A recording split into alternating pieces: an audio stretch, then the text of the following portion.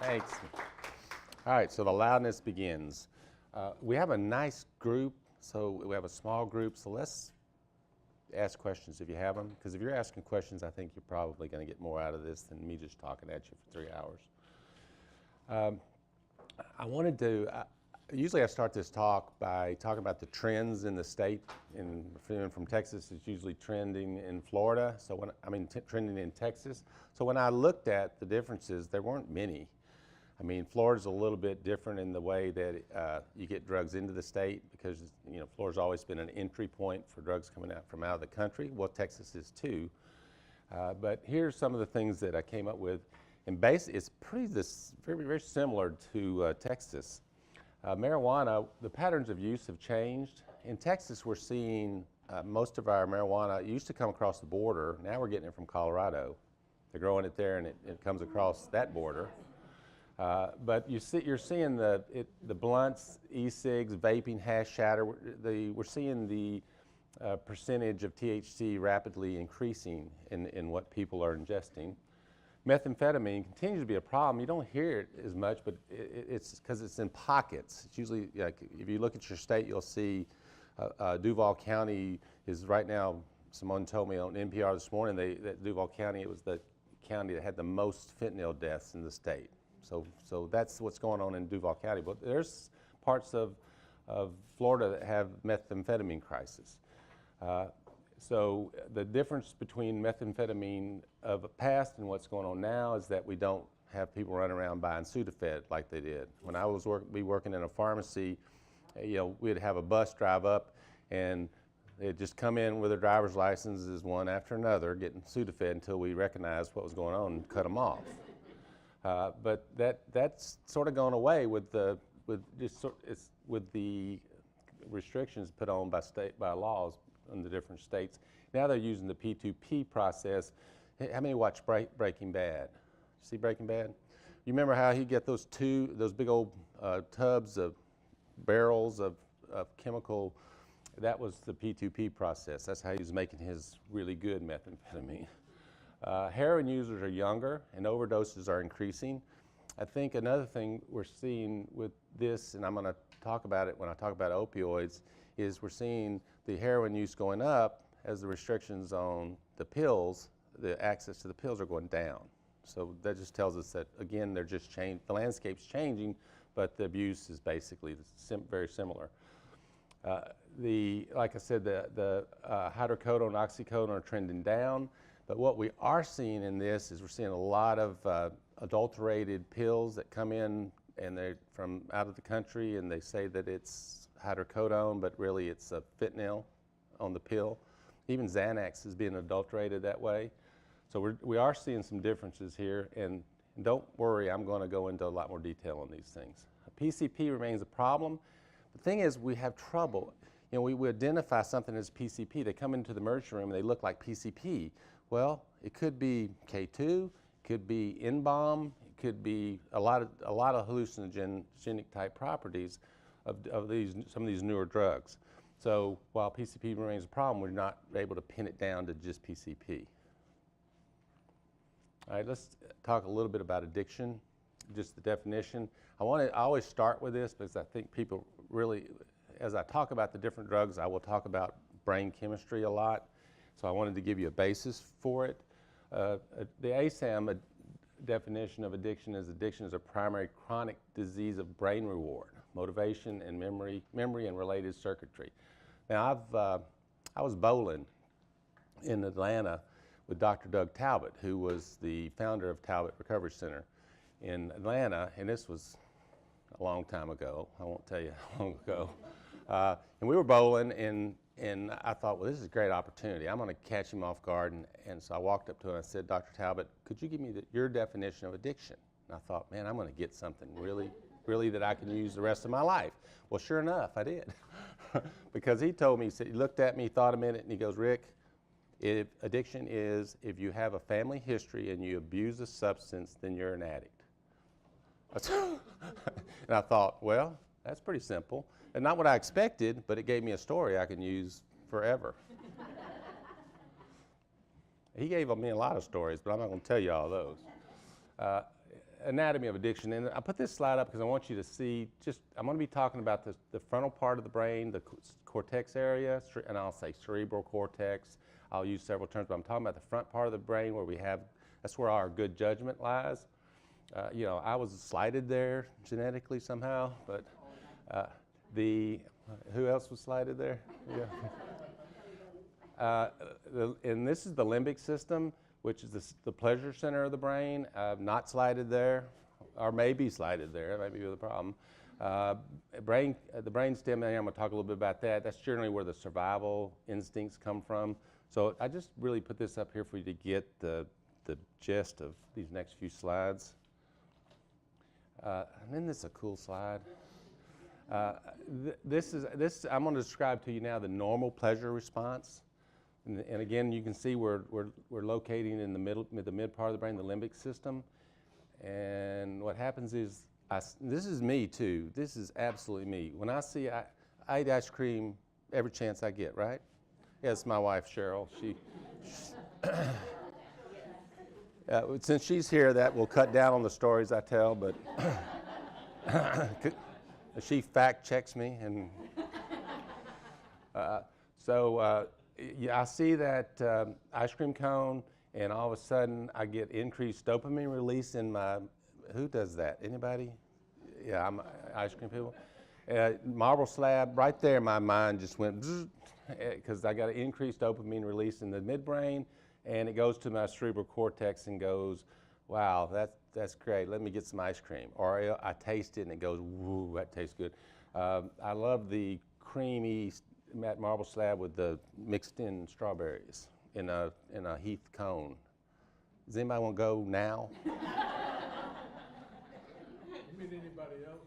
Yeah, I mean anybody else, because we will be trying to find a marble slab when we leave here. Uber goes there, don't they, Cheryl? It's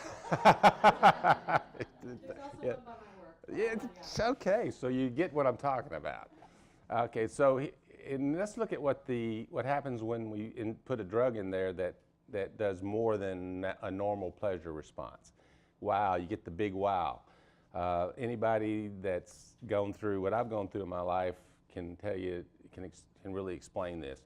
And a lot of people that haven't had an issue, I've been sober many years, and I got sober in AA, by the way. Just because I'm a smart facilitator, don't hold that against me. I'm a big book thumping 12-step type of guy. My wife talked me into doing smart recovery, and I like it, and I think it's a good adjunct, and I'll just leave it at that. This is how the brain reward pathway works. You get this big dopamine surge. And what happens when we continue the drugs is that you see a healthy brain, and what we're doing is lighting up dopamine receptors here. So a healthy brain has lots of dopamine receptors in there. You abuse drugs and you begin to get a change in the amount of either the dopamine receptors get dysregulated. We may lose some dopamine, the amount of dopamine in the midbrain. One of these mechanisms is responsible for the drug abuser not being able to feel normal pleasures. So finally the system breaks down. You do this over and over again. Brain cells become damaged. A molecular switch is thrown in the brain. It begins to look like that picture we just saw. The person becomes an addict, and you lose control over the drug use. You get this compulsive drug-seeking behavior that makes no sense. Now, I think that there becomes hard wiring that goes on in here. Let's see. These are the drugs that affect the midbrain. You know, for years we knew opiates. Opiates did. What's the difference between opiate and opioid? Anybody know? One's natural, one's synthetic. Yes. So what's the natural opiates? Opiates are natural. From the poppy plant we get. There's three that we basically use: morphine, codeine, and thebaine. Anybody know the relevance of thebaine? Thebaine is where we get Suboxone or buprenorphine. So yeah, that's what who said That's what, because I think too. We'll talk about that later. The benzos, do they fall into that? Yes, yes. They fall under the depressants. Yeah, well, I'm going to talk about benzodiazepines too, because it's really making it hard for people in recovery, try to get in recovery. But it's significant because we didn't know marijuana did this. It took a while for us to figure that out. We always figured opiates, alcohol, cocaine, and amphetamine did it. The depressants came along. You know, anything working on the GABA system, we weren't sure. And then we finally did figure out that it did relate to the midbrain and the dopamine surge. I only put this slide up here to show you that the same changes going on with a PET scan go on with heroin, alcohol, meth, anything that affects that increases the dopamine surge in the midbrain over the amount that is normal can cause these changes. And this is the result of these changes. We get altered neural circuitry, and what that means is that the areas outside the reward path become hardwired. So if we talk about this in terms of recovery, it usually takes about 6 months away from your drug for you to begin to get some of the wiring corrected to the cerebral cortex to where you can start feeling the normal pleasures. And after 5 years, your brain is as healed as it's ever going to be unless we start coming up with something that can rebuild synapses. And so that's why relapse is such an issue, because because there's some hard wiring going on in the brain that doesn't ever get well. And that's why that's responsible for the post-acute withdrawal syndromes that we get. That's responsible for relapse after years and years of sobriety. Any questions on that?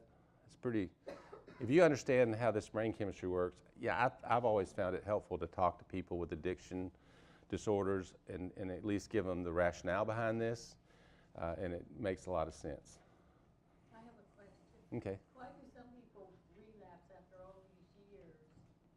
I mean, what makes their brain different from other people's? How come their brain doesn't get its skills? Well, when they're using, they change the setup in the brain, if you will, and that amount of dopamine that you're excreting in the brain that's over what your brain's used. A brain is a delicate organism. It is going to protect itself.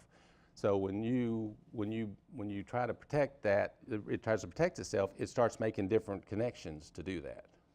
I think they relapse because they quit doing what they need to do to be in recovery. I mean, really, that is the truth. When you see it, they quit going to meetings, or they quit, yeah, doing what they're.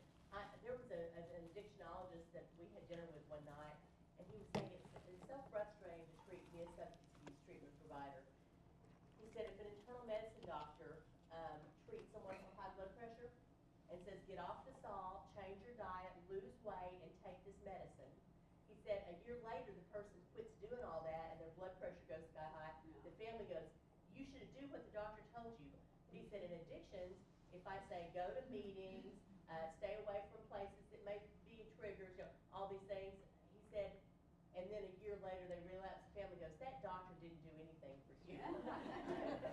So I thought that was Yeah, and that's a good point. That's part of it. When you quit doing the things that help you deal with life and that the behavioral stuff that help you change your behavior, when you get away from that, it allows those connections in your brains that were formed while you use to play a big role. As long as you're doing the things to keep yourself sober, then you probably will. Does that answer your question? Yeah, but I was thinking more about the physiological differences in brains. Well, that's what when I say hardwired, that's physiological changes in the brain. There's synapses formed that actually don't get unformed, that are sitting there waiting for you they're waiting to remind you. That's why you get the thought, oh, I can do this, and there won't be any consequences. Even though last time you did it, you went to jail. But she's asking, are there physiological differences between a person prone to relapse years after recovery versus a person not? Is there a physiological difference in the brain that makes Yes. one person more prone than the other person? Yes. Our brains are all different. We all have different genetics. And the setup in the brain is different. And so the changes that happen when we abuse drugs are different, but they happen. And that it does set us up to where we relapse. Because once you've abused drugs for a period of time, you're prone to that. And also you're genetically set up to have an addiction disorder. If there's, think about Dr. Talbot's definition of addiction. You got a family history. Well, you're set up in the first place. But then when you use the drugs, it does change the brain also. So that's an additive. There's a lot of factors to this. I don't want to oversimplify it, but generally that's the best way to do things. Was that better? Yeah. Okay. This was interesting to me. You know, for years we looked at concepts like gateway drugs and addiction. How's addiction is associated with development, and this I'm going to try to make a case for that. This slide shows you. This graph shows you when in your life, if you were exposed to tobacco, marijuana, or alcohol, when are you more likely to develop a addiction, to these three substances. If you see, here's the ages across the bottom. You see that as you get older, first-time use you develop dependence a lot less. So now we know. So now this slide shows us at an early age you're more prone to developing dependence on tobacco, marijuana, and alcohol. Okay, so that starts off the case for that it's a developmental disorder. So the adolescent brain is less able and capable of getting away with abusing a drug and not becoming dependent on it. Okay, so. Also less able to make wise decisions. Well, thank you. That's a perfect segue into this slide. Yeah, he said that the brain, the adolescent brain, is less likely to make good decisions, and this is exactly what this slide shows. This shows the development of the brain as to age. You see, the limbic system develops way more rapidly in the young mind than the prefrontal cortex. So the prefrontal area is where we make the good decisions. Here's the bad decisions. Here, these are the ones that say, I just want to have fun. These are the ones that says, oh no, you're going to get in trouble for that. And you see there's a disconnect between those two. Yeah, about starting in your 20s, depending on who you are. Yeah. So again, this makes another case for addiction being a developmental disorder. Now, a lot of studies tell us that adolescents using tobacco, alcohol, and marijuana are more likely to move on to illegal drugs. We got a lot of information that tells us that. But when we were in Jacksonville, we had a Middle Eastern young man in one of Cheryl's IOPs. And what are you shaking your head? He was South Asian. Okay. See, I told you she fact-checked me. An Indian. He was an Indian. Yes. Man who. Tell the story. Yeah, it's your story. Everybody, we were talking. It was the IOP that we had over on San Jose, and people were talking about what got them started, and he said a cheeseburger was my gateway drug. And then he went on to tell the story of being brought up in a vegan household because of religious purposes. And he said when he was 15 that he was out with a group of people and all of his friends are buying cheeseburgers and eating cheeseburgers, and he said, I felt like I didn't fit in. He said, I felt like an oddball. And he said, so I did it. He said, I went ahead and bought a cheeseburger. And he said, I bought the cheeseburger, and he said, I took the first bite of it. It didn't taste so good. He said, I got this big rush, like, oh my God, my mother would die.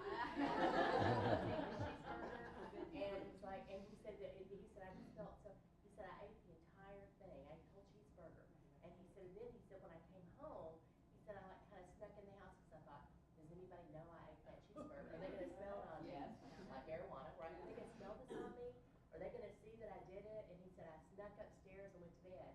He's about 2 hours into it, to being in bed. He said, I got the worst stomach cramps in the world. He said, I was sick as a dog, had serious diarrhea. He said it was from the first time he'd ever eaten beef. And he was like, oh, I'm so stupid. Why did I do that? He's like, oh, it made me so sick. He said, I will never eat a cheeseburger again. Then he said the next time he was out with everybody, they were all eating cheeseburgers. And he said he kind of remembered that rush he got from doing it and all that. He ate another cheeseburger. And so then there he was eating cheeseburgers all the time. So he said he'd already crossed the line as far as what his parents approved of and what he felt like was the right thing to do. So he said when somebody offered me pot when I was 16, why not? I've already been eating these cheeseburgers. And when I got him, he was the very first ever Indian crack addict I'd ever worked with. He was the first one. Now you see him, but back then, in the 90s, you didn't see South Asians with crack addictions. That just did really not much with chemical dependency, but especially, crack. So anyway, that was his gateway story. So I've always loved the story. So Rick is now Pirated it, hijacked. like I told you. He's hijacked it and turned it into a Middle Eastern guy.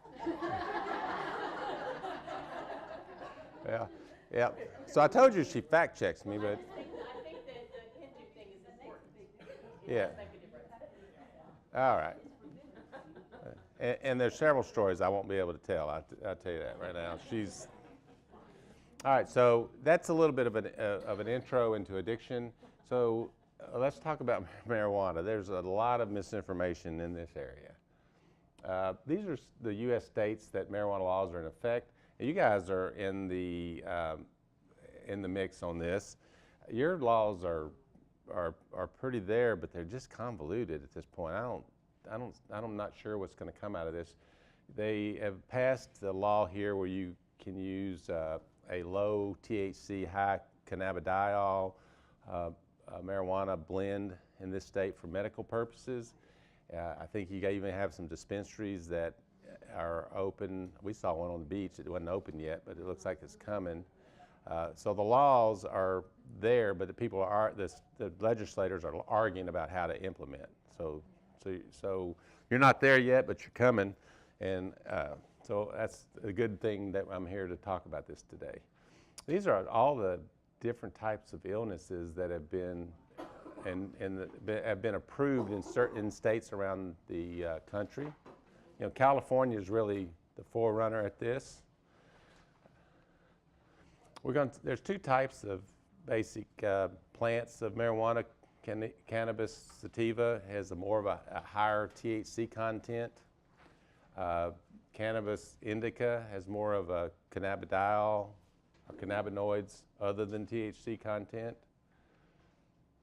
These are areas of the brain that there's two types of cannabinoid receptors. There's CB1 and CB2. CB2 is more immunological, our gut and stomach areas. CB1s are the ones in the brain that we really talk about when we talk about THC and cannabidiol activity. Down here in the lower brainstem, you see that is the chemoreceptor trigger zone. This is responsible for controlling nausea or vomiting.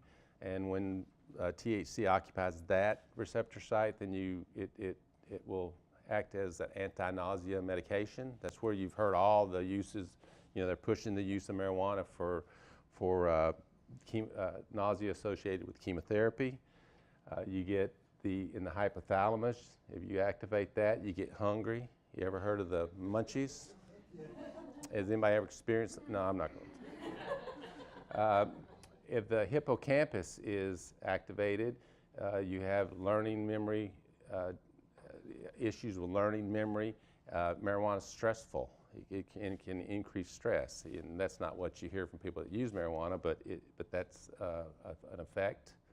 Then, of course, you have areas of the brain where the movement's affected, and that's where we look at using marijuana for seizures and things. Yes? So how would you explain to somebody who uses marijuana and claims that it's the only thing that relaxes them, that it's stressful?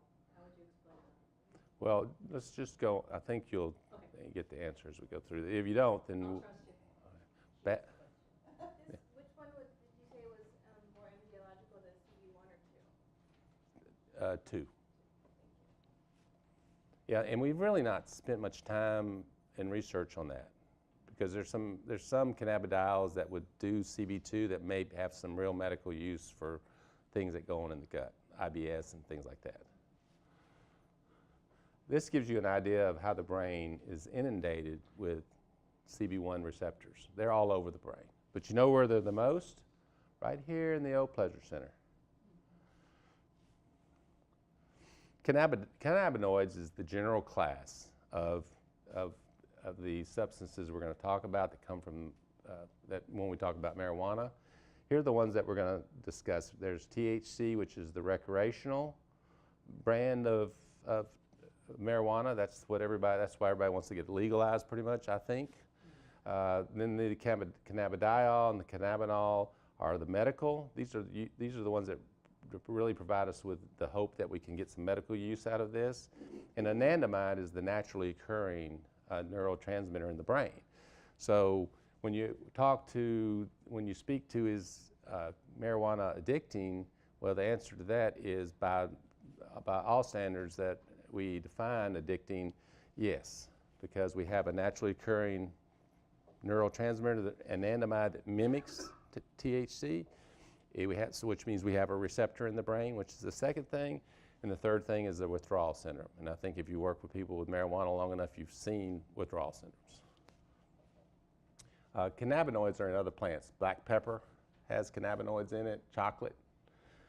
We find receptors, these CB receptors in other animals. There's mammals, birds, fish, reptiles, even worms. We found cannabinoid receptors. THC has been available and is available all over in all the states with prescription.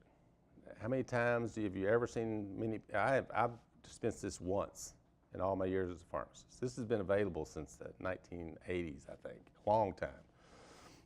You just don't see the use of it. So that's one piece of the puzzle. So THC is available as a prescription drug. THC is Sesamet is another one that's available in the United States, and I've never seen this in a pharmacy or dispensed. And you know, maybe if I worked in an HIV clinic or something, I might see these, but I don't see them in general use. Sativix is something I thought we might be seeing coming to the United States. It's approved in other countries, but not the U.S. It helps with muscle spasms. We've heard some people using it for fibromyalgia. It would be a controlled substance here, C2, which is the most controlled of the substances that are allowable. The Sesamet is loss of appetite, nausea, and vomiting is what it's used for. Again, it's another one that's used for fibromyalgia and pain management in other countries. I'm curious, as we do the research, how effective we're going to find this to be for pain management, and then what will be the consequences if we use it for that. Still not far enough along for me to really talk about it at this point. This gives you an idea of THC, how THC molecule looks, and this is the naturally occurring one. You see they're not, if you glance at them, they look pretty much the same. What happens with THC as a neurotransmitter, it tells the brain to relax, and then if you use it long enough, it hits and it goes into stress, just like anything else. And I'm going to keep watching, because you're going to see why. When someone smokes or consumes marijuana, the entire brain is saturated. So you saw all those receptor sites, the purple slide where I showed you all the receptor sites. All the receptor sites are basically inundated with THC. So it's not anandamide, which is the naturally occurring THC-like substance, goes and does.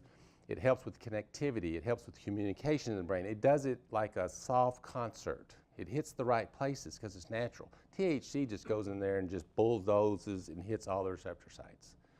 So that's one thing to keep in mind. Most mental illnesses have something in common with THC. Anxiety, there's low brainwave activity in the front part of the brain. Depression, low brain wave activity in the front left part of the brain. ADHD, PTSD, low brain activity in the front part of the brain. Substance abuse disorder, low, you get the drift here? Bipolar, low. Social anxiety, low. What does THC do? Low brain activity in the front regions of the brain, or throughout the brain, because it hits all over the brain. So what does THC have in common with most mental illnesses? It has low brain activity. It produces low brain activity. So that's another piece of the puzzle. So I want you to start putting this together a little bit. Everyone knows that that guy and girl that sits on that teenager that sits around and plays video games, eat chips, and watch TV even when they're not high. That's because with constant use, defined as 2 times a month, the brain becomes saturated with slow wave activity all the time, even when he or she is not high. When I saw this, it was, and Right. Yeah. Well, and I keep saying, yeah, I'm painting you a picture here. This is, Say consistent use. Yeah, consistent, say 2 times. yeah. Yeah, I might have to change that to consistent use. Okay, and when I do a talk called Marijuana Harms where I really bore down into this, and so I show you all the graphs and all the data that is related to these things. But I think everybody knows that the new studies came out. There's a 30-year study that showed reduced IQ like an average of 8 points per if you use marijuana as an adolescent. So these are all the effects of, and 8 points. I don't know about you guys, but I couldn't afford that. Decreased motivation or apathy. We just see this is very much dopamine related in the brain, and we see that as an outcome of adolescent use of marijuana. Increased negative emotionality. Same thing. This is associated with the dopamine. Use in the brain associated with psychosis. Well, we really know somebody with, Cheryl and I were at a talk in Houston a few years back, and a neurologist was talking about how to prevent schizophrenia, and he says we were able to look at the genome, and we're seeing the couple of markers there for schizophrenia, and we know that this person's really prone, and if we can keep this child to get to adulthood without experiencing trauma or drug abuse, then we can prevent schizophrenia. Well, that's not easy to do, but that was how we prevent schizophrenia, and I don't think it's changed. So again, 5 actually talks about now under cannabis use disorder, as cannabis use can be causative in schizophrenia, and that's the first time we've ever said that here. In other countries, in Great Britain, and in Ireland and Australia, all 3 for decades they've said that. But the United States is just starting to. right. So these are things we all know, and these are things that if you tell an adolescent, doesn't affect them. And then we see a lot of undesirable social outcomes. We know that if the good longitudinal studies show us that if you're pursuing a doctoral degree, you're probably going to fall short to a master's degree. It knocks you down one whole level using cannabis as an adolescent.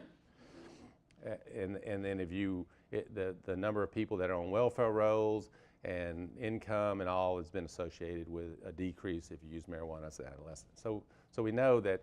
So now we've painted the picture for adolescents as being, that's where you have the chance of developing addictive disorder going forward. Then you reduce your IQ, you decrease your motivation, it couldn't kick you off into a severe mental illness, and then you have all these undesirable social outcomes. That's never been, when I do this talk to adolescents, I present the data and I leave it behind with them for them to study, because I figured that's the only chance I had. Yes? Do you know if any of these outcomes differ by the method of how you consume it? Like if you're doing edibles or smoking it? No, I wouldn't think it would have a difference, because it's going to affect the brain the same. It's going to get there, and they're doing it to get the same high. That high comes from the part of the brain that we talked about. I can't see that as being a difference. Now, this was a significant discovery. I don't know if any of you have seen this.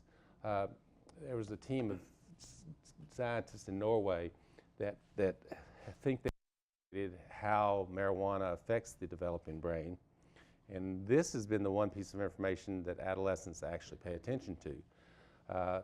These are thalamocortical projections, and this part of the brain is the connectivity between the midbrain and the frontal part of the brain, the cerebral cortex.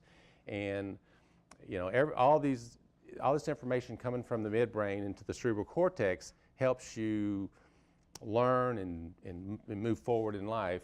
And also, you develop these connections if you want to do something like sing or play sports. Your brain uses this pathway to help you move forward with those goals.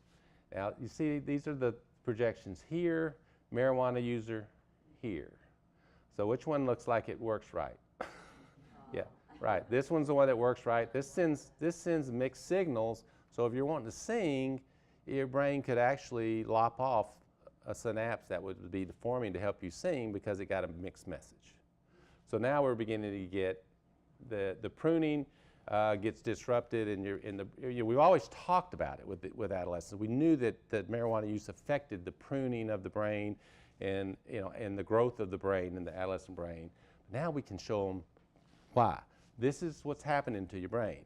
You keep this up, now you can talk about all those other things that we just talked about. You can talk about all these studies that prove it, but now you can show them how. And it just adds a good piece. I thought this was a remarkable discovery and really gave us something to hang our hat on when we're talking about this with adolescents. Huh?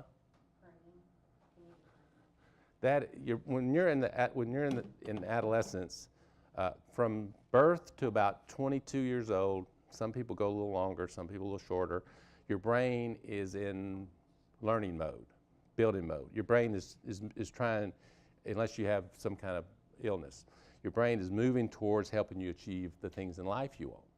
So like I was a basketball player. It really helped.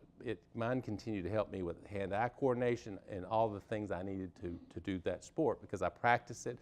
As my body practiced it, my mind also was trying to help me.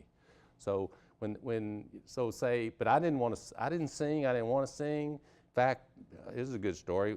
We went to karaoke for years. My wife loves karaoke. She likes going. She sings. She sounds pretty good. Sounds real good. And they bugged me to death for me to do karaoke. And so we went to this place. It was Lindsay's graduation? And my daughter's graduation. We went to family karaoke. They finally talked me into doing karaoke. And so I did Johnny Cash, Ring of Fire. And I just loved it. I had a great time. Then they banned me from doing karaoke. So, I mean, I don't understand that. They bug me to death. I do it. They ban me. So. Can I talk about the pruning thing? Would you care if I did? You can say no. Yeah, she's a public speaker too, if you hadn't got that. To me, this makes it easy. This is what I always tell people about the pruning thing. So the big times you're really developing, it's like your first 3 years, and then adolescence, they're growing like crazy. But the other thing that happens in adolescence is, let's pretend like Rick was born to someone who, a concert pianist. His mom was a concert pianist, but she wanted to tour the world, so she gave him up for adoption, and these construction workers raised him, and he wasn't even exposed to music growing up. But because he was born to somebody that had he had a lot of already connections for music, he was genetically predisposed to be musically talented. But he wasn't ever exposed to music growing up, and he was really, when he was 12, they started having him put up roof trusses and help figure out how to build things. So the brain kind of gives a message that says, he's got all this musical stuff here he's not using, let's get rid of it so we can make room for his visuospatial type skills, because that's what he needs, because that's what he's using. That's why when you get to be about 25, if you haven't learned a foreign language yet, harder to learn one, because your brain said they're not learning foreign languages, but they're doing this. Let's get rid of that. It's very simplified, but that's basically what's going on. Let's get rid of that, and let's add some whatever they're using a lot, because they need that. So when he was in high school, the sports thing was a big deal. So his brain was really working more on his cerebellum was getting developed into the areas that are going to help him more with being able to do his sports. Yes. That's pruning. So pruning is basically get rid of what you don't Right. need. Good. Marijuana, the THC, they say, can get your wires crossed and get rid of stuff you're using right now. So that's why. So that makes sense to you. My story was at 6 years old, they gave me the option of playing the piano or playing sports. I chose sports, and so my brain lopped off the musical stuff, and thus the karaoke story. That's one I can get away with. Isn't it true, I think, that if someone doesn't learn speech, the whole thing about the kid found out in the woods, so to speak, if they don't practice speech at all, they can never learn it. Just, an extreme example of the pruning, because Yes. those receptors are gone and they're being used for maybe They can learn it, it's just hard. Okay, yeah, very. Because they're having to utilize parts of the brain that's not specific for that. Yeah. Our brains are so cool, it's just bad that we have to do what we do to them. This slide just tells us that smoking anything for medicinal purposes is just a bad idea. The AMA have done a lot of experiments on this. They find out that smoking, individuals have different absorption and metabolism, puff frequency, depth of inhalation, retention of inhaled smoke. All these factors make it very hard to deliver a dose that is recommended dose. So smoking is just not recommended. Okay, let's talk about, this is the thing that scares me the most about marijuana. Back when I was in college, it was a 1% marijuana plant. Today, the flowers are they're about right here. I'm going to show you a slide. In 2016, it was one strain was 34% purity THC in a marijuana plant. With the concentrating process of using butane and such to get things like shatter and butter, we're getting this up to right in around 80, 90%. Now they also, a distillate process, we're able to get up to almost 100% purity. So now we're increasing the potency of THC at an exponential rate, and we're legalizing it. And so what's going to happen when we do this? Well, yes, that's what happened in Colorado. But we don't know what's going to happen with this, right? You know, the accidents and stuff for one thing, but what worries me is what's going to happen to our brains. What's going to happen genetically to us, to the next generation. These kind of things are the questions that really bother me. This just shows the increase in potency. Look how rapid that is. And here's the 34% Godfather OG. Okay, if y'all want to rush out.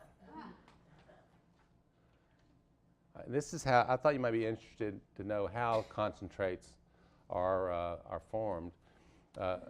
Interesting enough, I was doing this talk Wednesday night just to sort of practice before I came in our intensive outpatient program in Texas.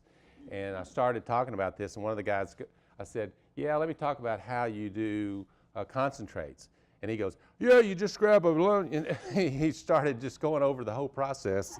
And he did the whole slide for me, by the way. He was really better than I was about the whole thing. But for concentrates, what they do is they get a lot of times they get something to, they get a part of the plant, like the flower, the one with the highest potency, and they stuff it into a glass tube. They stuff it in there really good, and the glass tube has little holes in the bottom, and they pour like butane in the top, and they let the runoff come, and that's concentrated THC, and they put it into a pan, and they like bake it or double boiler it, and try not to blow themselves up because they burn it off butane. Any spark of a flame or a cigarette or something can explode the place, and that comes up with the products like shatter and butter, and you get a 60 to 80% concentration. And then the distillates are the things that are really, this is just a chemistry project where they vaporize out the liquid and then cool it back, and they get some more impurities out. And so now we've got almost pure THC. And see, this is one of the products you can get in Colorado. It's clear. And they use that, they use that in like an e-cig. And this is what it looks like. This is the shatter. This is the stuff they get in the baking pan.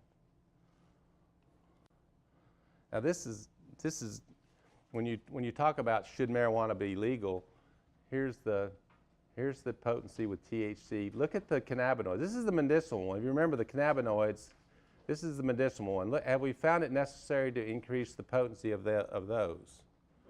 We're working really hard on the ones that get you high, but the ones that help you medicinally, we're not doing a thing with. We're doing some research, but we're not making them more potent. We're not checking potencies and testing, well, maybe we make them a little more potent, maybe they're better.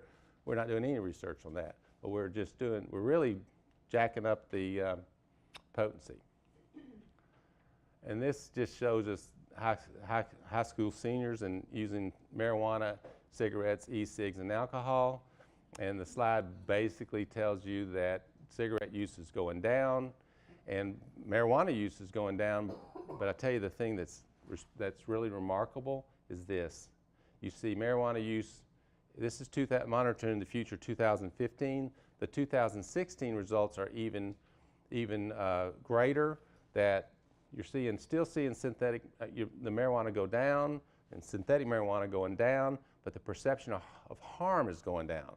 So what that does is, oh, I can do a one-time use, no big deal, it's not that harmful, I'm not scared of it, and boom, they end up in the ER, especially with the synthetics. And I'm going to talk about the synthetic marijuana too, so if you have a question, you might want to hold that. Okay, why should we care?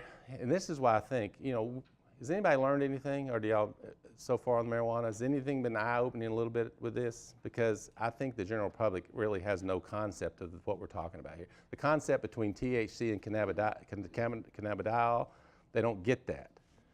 And I think that's part of the problem.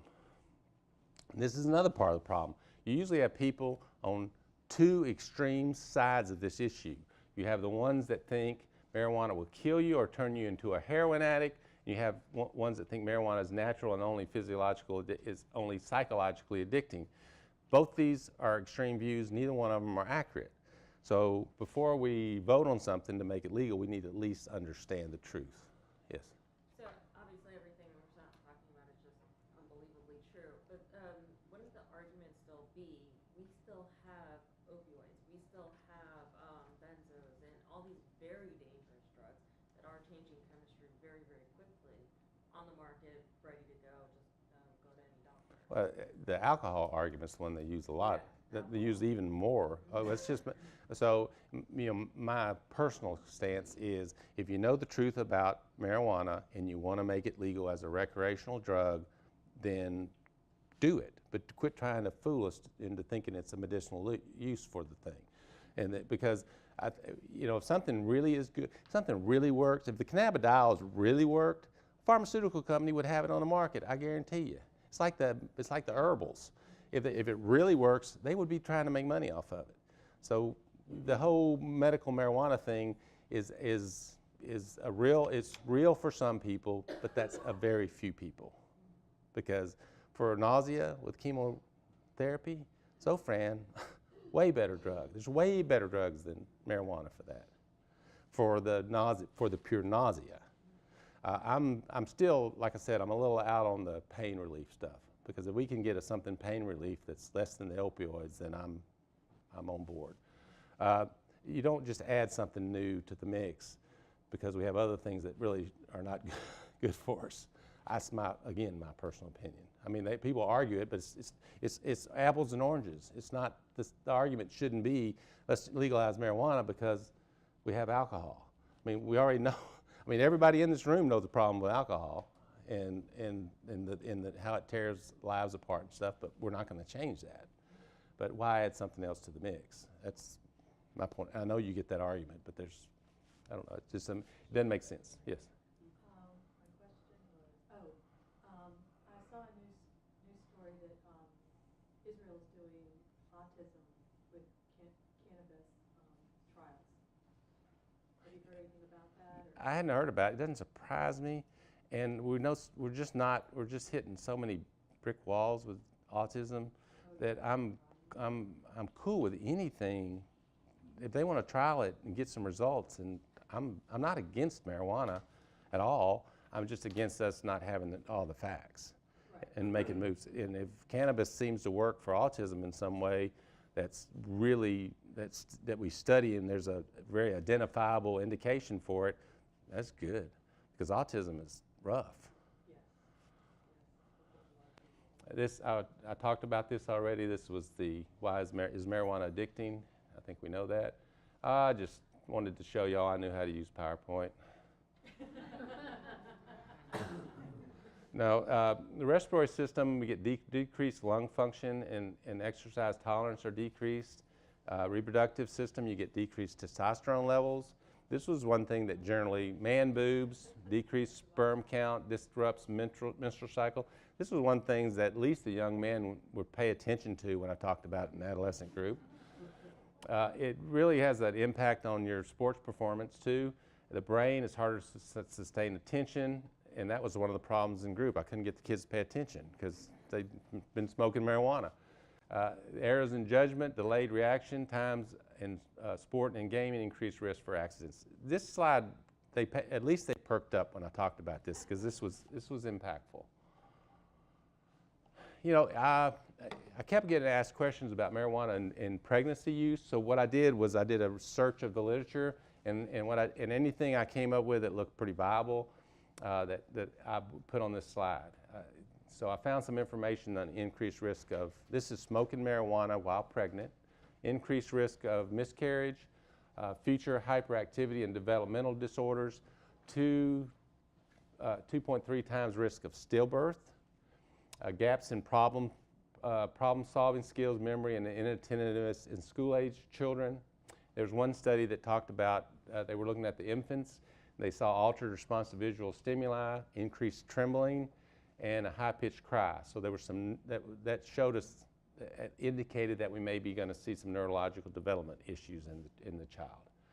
So the thing that these studies didn't do that I noticed is they didn't take into account other drugs that might have been on board and the environment, the trauma, and some of the things going on there. Yeah, you have a question? You were. Yes, that's what's. Well, that's what the holes in these studies that I saw. But the information had enough people and enough data to make me think that these are real outcomes. Anybody heard of cannabis hyperemesis? Well, when you see it, and it's strange, when you learn about it, you're going to see it because you might have missed it because you think, well, cannabis, it stops nausea and vomiting, but if you overuse it, it seems like there's a paradoxical effect down in the part of the brain where the chemoreceptor trigger zone is, sort of like a rebound phenomena. And what happens, you have a client come that used marijuana and they tell you, man, I've been throwing up. I've been throwing. It was 2 or 3 days I couldn't stop throwing up. And here's the diagnostic criteria this is how you know. And I took hot baths and it stopped it. The only thing would stop it would be hot baths. That's what lets you know it's the hyperemesis syndrome. You can treat it with antiemetics too. Yes. I don't know. It does. It has some neurotransmitters. It kicks off the neurotransmitters in brains that obviously affect it. When I was reading the article, there's really no reason. The first one that we had presented with this at our treatment center was about probably 7 or 8 months ago. And when he walked in, he looked like your classic methamphetamine addict. He was malnourished, so his skin and he had been picking at his skin, and he was very, very underweight. And he was referred because he was seeing an internal medicine doctor, and he could not quit smoking pot, even though it was making him not be able to breathe him down. And we've seen a few now. And last night, the staff at Lakeview said they had some cases here, and Rick works at the psych hospital. You guys. Yeah, we've had some cases too. But what I've been reading is it's not really. They can't even find a dose relationship. So it's like they're not really sure why it happens. No, it always is associated with overuse, and I think the higher potency of the marijuana also has an effect. That's one of the things we're probably going to see more of as the potencies get higher. You want to make sure they have plenty of fluids so they don't dehydrate, because if they dehydrate, things can go south from a medical standpoint pretty quick. And this was a question I always seem to get is, can you OD on marijuana? Well, the answer to that is yes, but it's not what you think. There's few receptors in the brainstem. When generally we OD on drugs, it's because of respiratory depression. And the drugs that reduce respirations that we see normally are opioids, benzodiazepines, and alcohol. And that combination kills a lot of people. But that's not the case with marijuana. And with marijuana, and I think because of the increased potencies, I think we're seeing more cardiovascular involvement, and that's generally what will kill somebody in an overdose with marijuana. They use excessive marijuana, the heart starts rapidly beating, which increases the risk of heart attack. That kills them. We do see them, I think the potencies increased potencies are responsible for more marijuana ODs in the emergency rooms that show up as someone that needs a psychiatric eval. The hallucinations, the mental confusion, panic attacks, things like that. Tolerance, we're seeing tolerance build up and it builds up pretty quick with marijuana. You'll see people escalate their use a lot of times because of what it dysregulates the anandamide, the normally occurring cannabinoid in the brain. And the receptors start getting dysregulated. It's the same thing that goes, because it does the dopamine, what in the midbrain, that's what, it dysregulates those receptors, and that is responsible for tolerance. Whoa. We are seeing some genetic mutations. Yes? Kind of going back to the other slide, when you were talking about marijuana overuse and how it can affect your heart rate. My husband just had he had ruptured carotid tendon and had to have it surgery, had to have it reattached to his knee bone. Uh-huh. And so what I found fascinating was when he had the anesthesiologist, they're going over everything right before they have to put him under for so many hours. That was the thing that they kept going over the most with the 55-year-old man. How much marijuana have you done?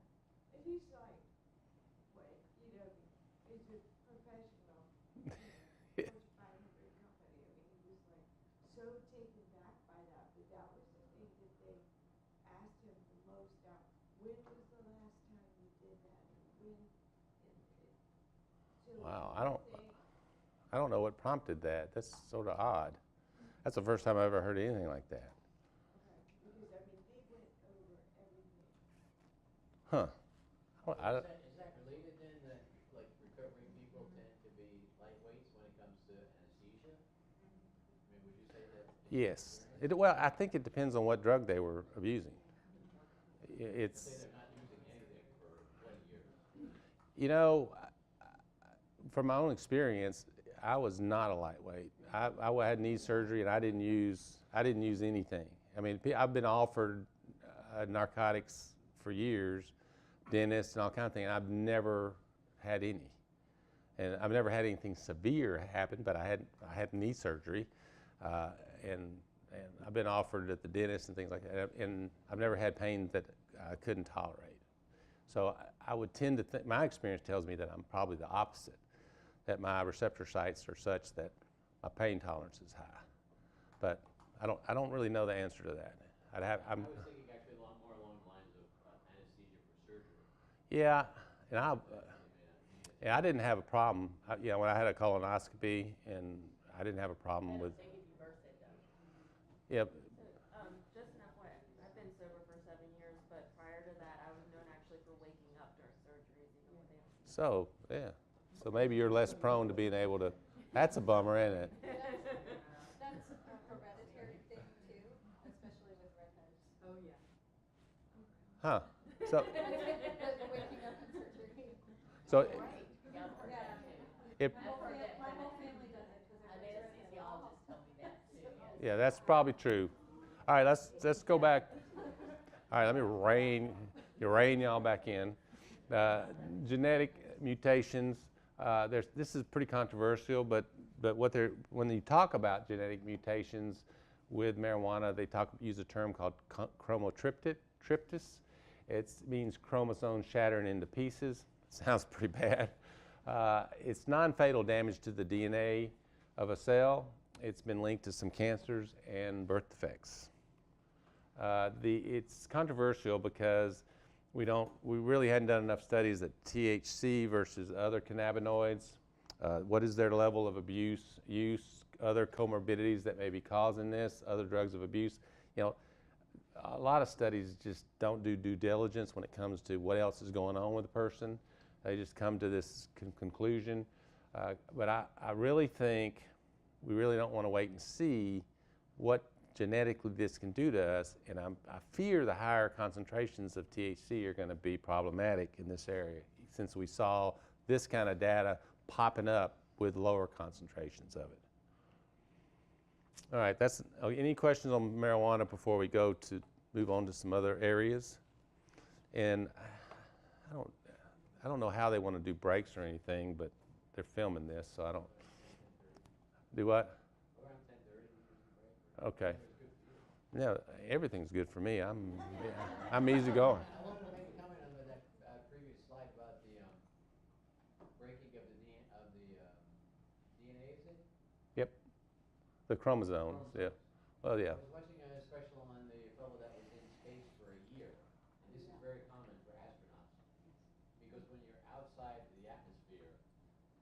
radiation that's you're exposed to breaks up your chromosomes like that, and they don't actually know how damaging or not damaging it is.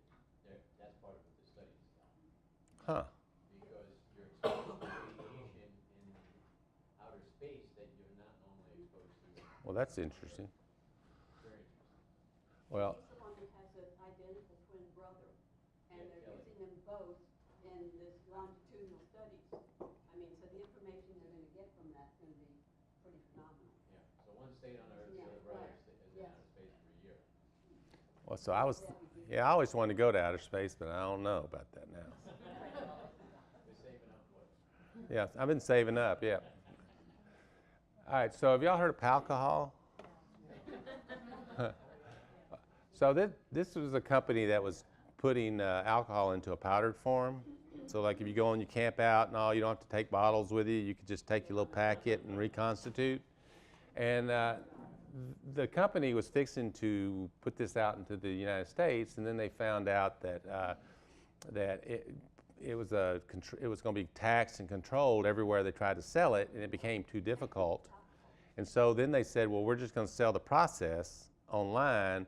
And then some magazine, I think it was Scientific American or something, came out with a formula on how to do it yourself. So it's just short of shot. Their whole idea never really, but if you look this up, you can see it's alcohol on crack. I mean, look at that marketing. That's synthetic marijuana could use these people. That's good marketing there. Weren't they trying also to vaporize alcohol? You go to a machine and just take it? Oh yeah, yes. Something like we just supposed it would be just like that. Yeah, any way we can do it, I guess, is. But how they do this is they get some very absorbent material, and you just pour a little bit of alcohol in there and stir it around, and pour a little more in there until you don't think you can do any more, and there you go. And then just add water, and or add whatever you're going to mix it with, and you're good to go. These are the purple are the states that is banned, and the yellow are temporary bans. So Florida, you're good. You're in the clear. Texas too. We can go with it. But I don't think you're going to see much of it. But you might hear somebody. I felt like I ought to mention it. I try to mention things that I think could come up in that. Your clients are always trying to make you look like you don't know anything. So the more we know, the better off we are. All right, we're ready. Now we're going to talk about synthetic cannabinoids. And this is another area I think that we had a lot of misunderstanding.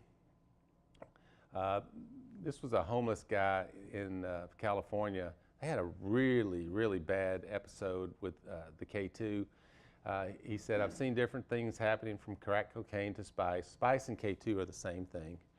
Opioids, like the ones implicated in Prince's death, are not happening around here. I don't see that. What I see is crystal meth and K2, because they could buy a K2 cigarette relatively cheaply. So you get somebody $1 on the corner, that can go right to a K2 cigarette, no problems. All right, here is the perception of harm. This is a basic, similar slide to the one I showed you on the perception of harm of synthetic cannabinoids, since it's related to the legalization of marijuana, because they look at synthetic marijuana as being the same thing, which is a big mistake. This slide shows you the different type of marketing concepts that are used. Genie and Spirit and then Voodoo Spice. You see the different, it's very nice packaging. Of course, they do no testing to see if the drug is safe in any way, except they do test it sometimes on their kids or whatever to see if it works. And this could be the same thing as this. This could be JWH-018 this time, and it could be CP, another brand the next time. They put different things in the same, and so you don't know what you're getting, basically. It's legal highs, incense blends, potpourri. A lot of times they'll have one or more synthetic cannabinoids in them. The compounds are sprayed on herbal materials.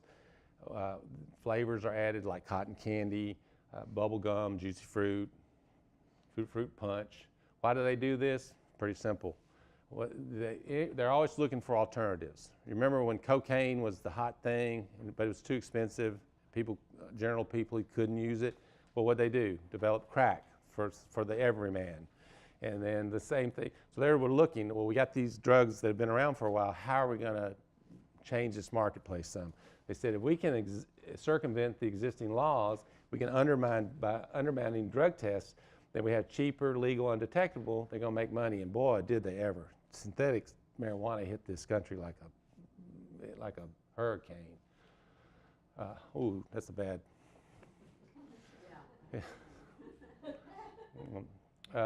Yeah, so, that was awful. We had a hurricane when we lived here, and it was not near as devastating as what y'all went through. And then Texas got it bad too. The production of synthetic marijuana a lot of times it's in a powdered form.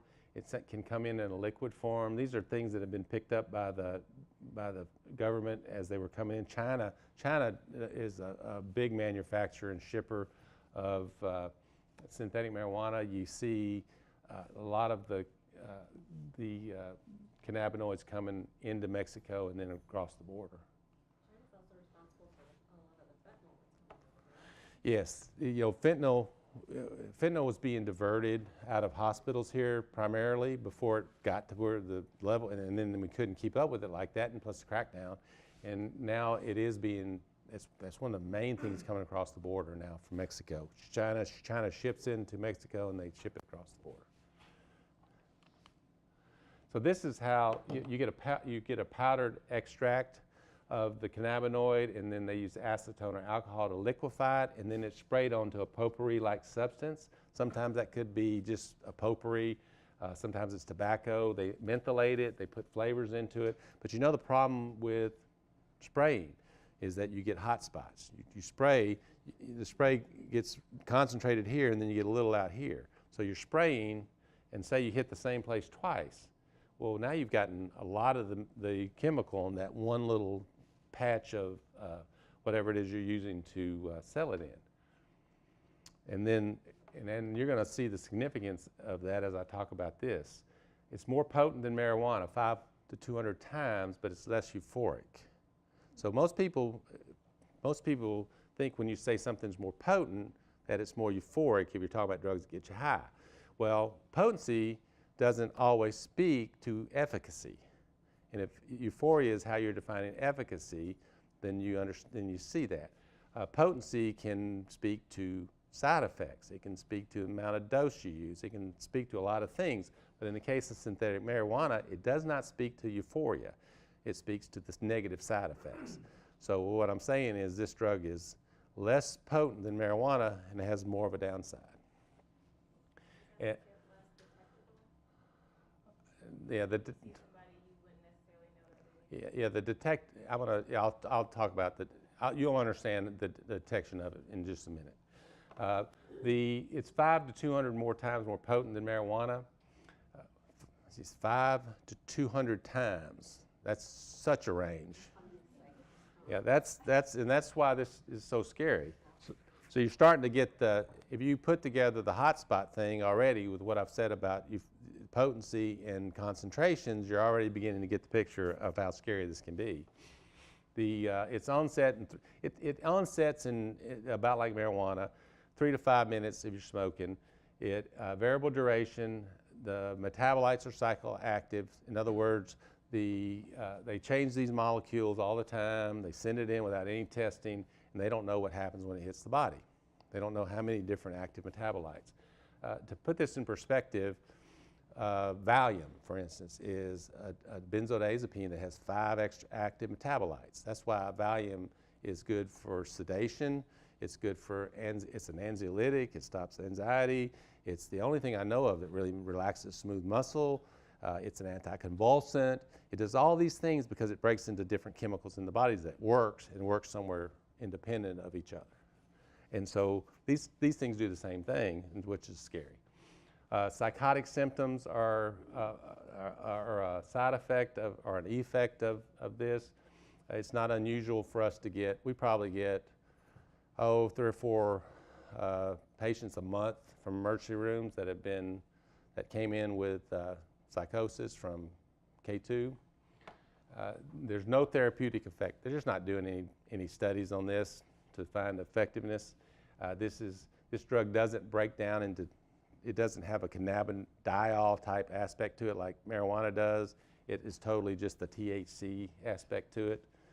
The withdrawal syndrome has been identified. It looks like this. It has anxiety, tremor, palpitations, insomnia, headache, diarrhea, nausea, and vomiting. The detection time in the urine is about 72 hours.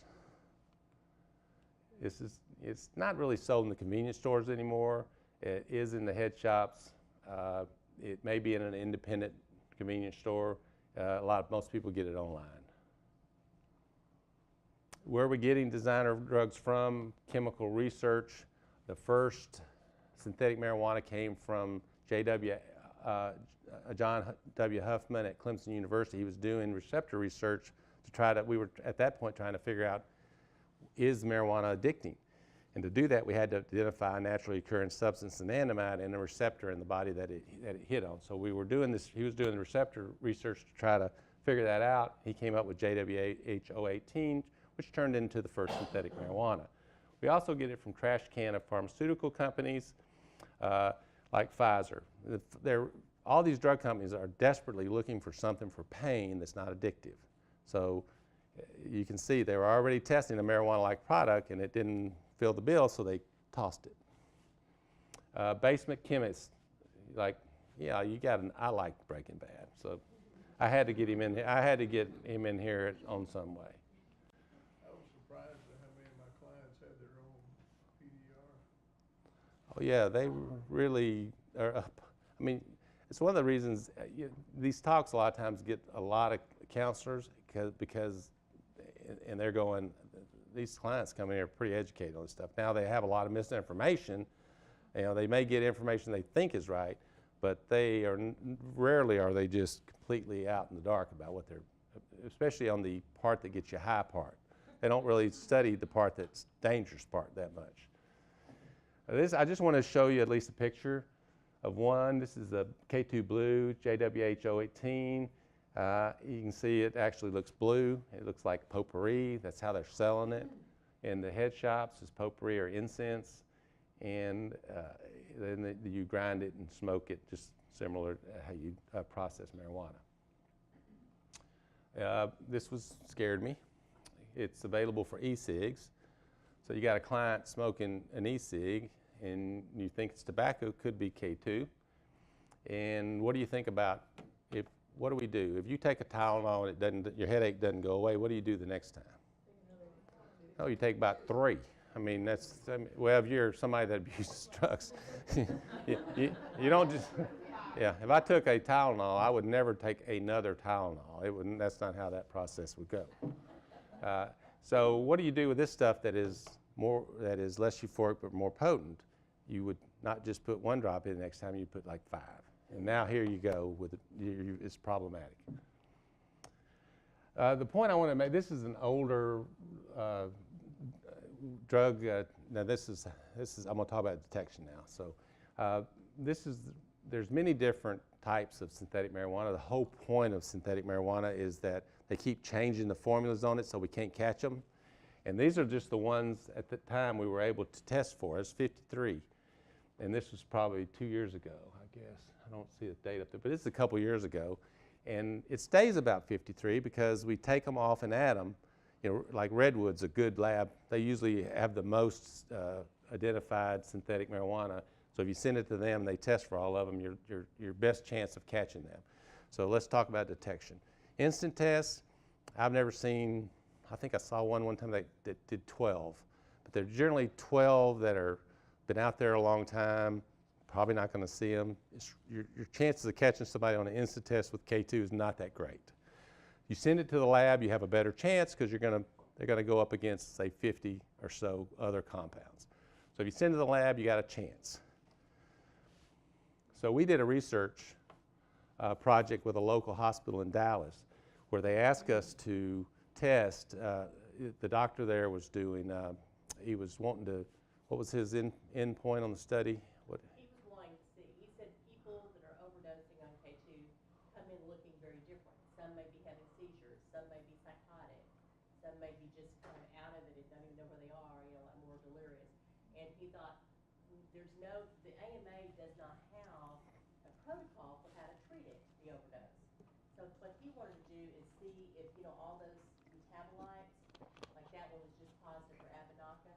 So like maybe Abenaka causes seizures and maybe JWH causes psychosis. He thought if he could follow this, maybe he could say the metabolites cause, or it's why they react differently, and then you may treat it differently depending on what metabolite it was. He just wanted to get published in a journal. That was his idea. Yeah. So we went in there, and that's valid because if you've been following what I've been talking about, as they change these formulas, we don't know what's going to happen because there's no testing done. They just want to make sure it's euphoric. If it is, then they sell it because they're selling it as incense or potpourri, and we're just putting this stuff in our body with no idea what's going to happen now, tomorrow, with the next generation, and it could be anything. And I'm gonna, if you help me, I want to do a slide for the next time I do this where I show an example of two chemical formulas that have just been altered a little bit, and it makes a significant change. I can't think of anything right off the top of my head, but I think it's a good, if you can help me remember that. So we had people come in that were admitted K2 users, and we gave them an instant test, sent it to the lab. What we found is less than 30% were coming back positive for K2. They told us they were taking K2, and we still couldn't catch them. So 2/3 were not showing up positive.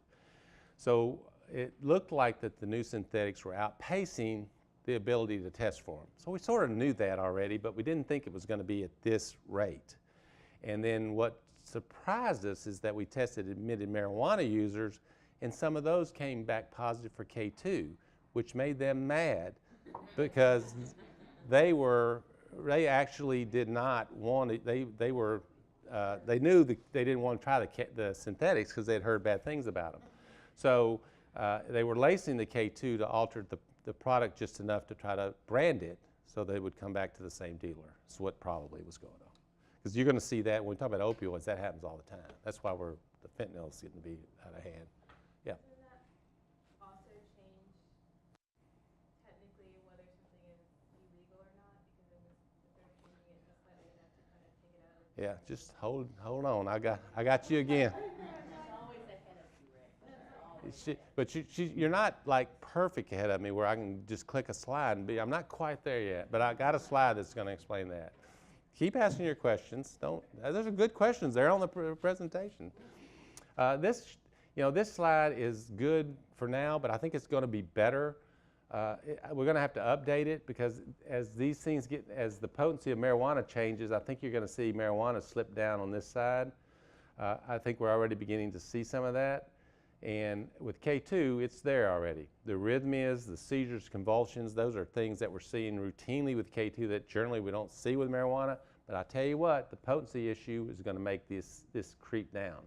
So while synthetics are dangerous because it's such an unknown and we're changing them all the time, and we already know it's bad. We don't know how bad it can get, but marijuana is going to catch up. I like this slide because it gives you a good understanding of the differences. I wanted to talk briefly about pregnancy. What we found out we've seen some studies. We've seen some cases of mothers that have come in with symptoms that look like preeclampsia and eclampsia. That's high blood pressure. That's protein in the urine. It's usually a dangerous thing that we have to really treat. If we can't stop it, then we have to deliver. And if it's still, usually the birth, if it moves into eclampsia, we have to deliver because that can be fatal. But then the cases that the K2 has been on board is that we deliver and they don't resolve, the symptoms don't resolve. That's how we knew it was K2. And I had some case studies that when I talk about, just do a synthetic talk, I expand it and I talk about the case studies. So I've taken out a lot of things like that and sort of to cover a broad range of things today. But there are good case studies to show this. So K2 is dangerous for during pregnancy. Marijuana crosses the placenta, so it's predicted that K2 does too. Marijuana shows up in the breast milk, so we think K2 does too. Of course, they say don't use K2 during pregnancy. That's even a worse idea than marijuana. I just put this on here because I thought it was cool.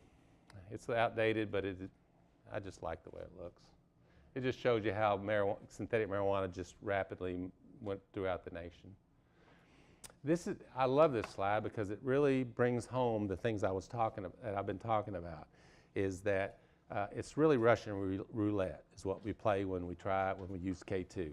The purification issues are well documented. We have amateur chemists out there trying to do these things, and when they manufacture or reconstitute and get white powders and black tars, that shows that they didn't know what they were doing. Because a chemist, somebody knows what they're doing, this is what the cannabinoid should look like, not white powders and black tars. So when you get the white powders and black tars, you get these differences in concentrations that can go, if you notice that, that's not 2 to 3%, that's 0.2 of 1% to 3%. Now that's a range like this, huge range. So to put it in perspective, it's like going to a bar and getting near beer, which has almost no alcohol. Don't let them fool you. There is alcohol in the near beer. There's no beer that doesn't have alcohol in it. So near beer, and you end up with a highball with a 60%, 180 proof Everclear in it. So that's the differences in the ranges. So we're talking about something significant here. K2 is more potent. We have such an increase, that increases the risk of side effects. It's less euphoric, tendency to use more. Extreme concentration ranges increase the risk. If you dose it like marijuana, you really risk an overdose. And we see those all the time with synthetic marijuana. The laws are, and I don't think we'll get to the bath salts, which is the last thing I talk about. I don't think we're going to get there today, which is okay, because bath salts are sort of dropping off the board a little bit. The status of bath salts and synthetic marijuana are the same. The DEA has classified them as illegal, and then the only caveat is we have to be able to identify it. If we can identify it, then it's illegal, and that's the point that I make about is that we haven't identified them all. The distributors are playing catch me as you can. If you can, they're changing it all the time, and they're winning the battle. But the message is getting out about the danger, how dangerous this is, and I think that's responsible for the dropping off of use somewhat. Now this is the website. This is how you figure it out. If you want to go get you some K2 and you don't want to get picked up by the police, well, one thing, don't be driving, because that's no good. But you just plug your state in there and it tells you what you can buy that's still legal in your state. Very helpful website. The problem with that is that some of the distributors will put something different into the same labeled container. In other words, your Mad Hatter may not be the same stuff as this month it was legal, and next month it's illegal because they've changed it on you. So you take that risk too. And one of the things they're doing though with the synthetics is, so they sell this stuff as a potpourri, right? And you get it, you pull it out, and they have an assay on there telling you what's in it. How many people bought their potpourri and looked at what was in it? You just pour it in the bowl, right?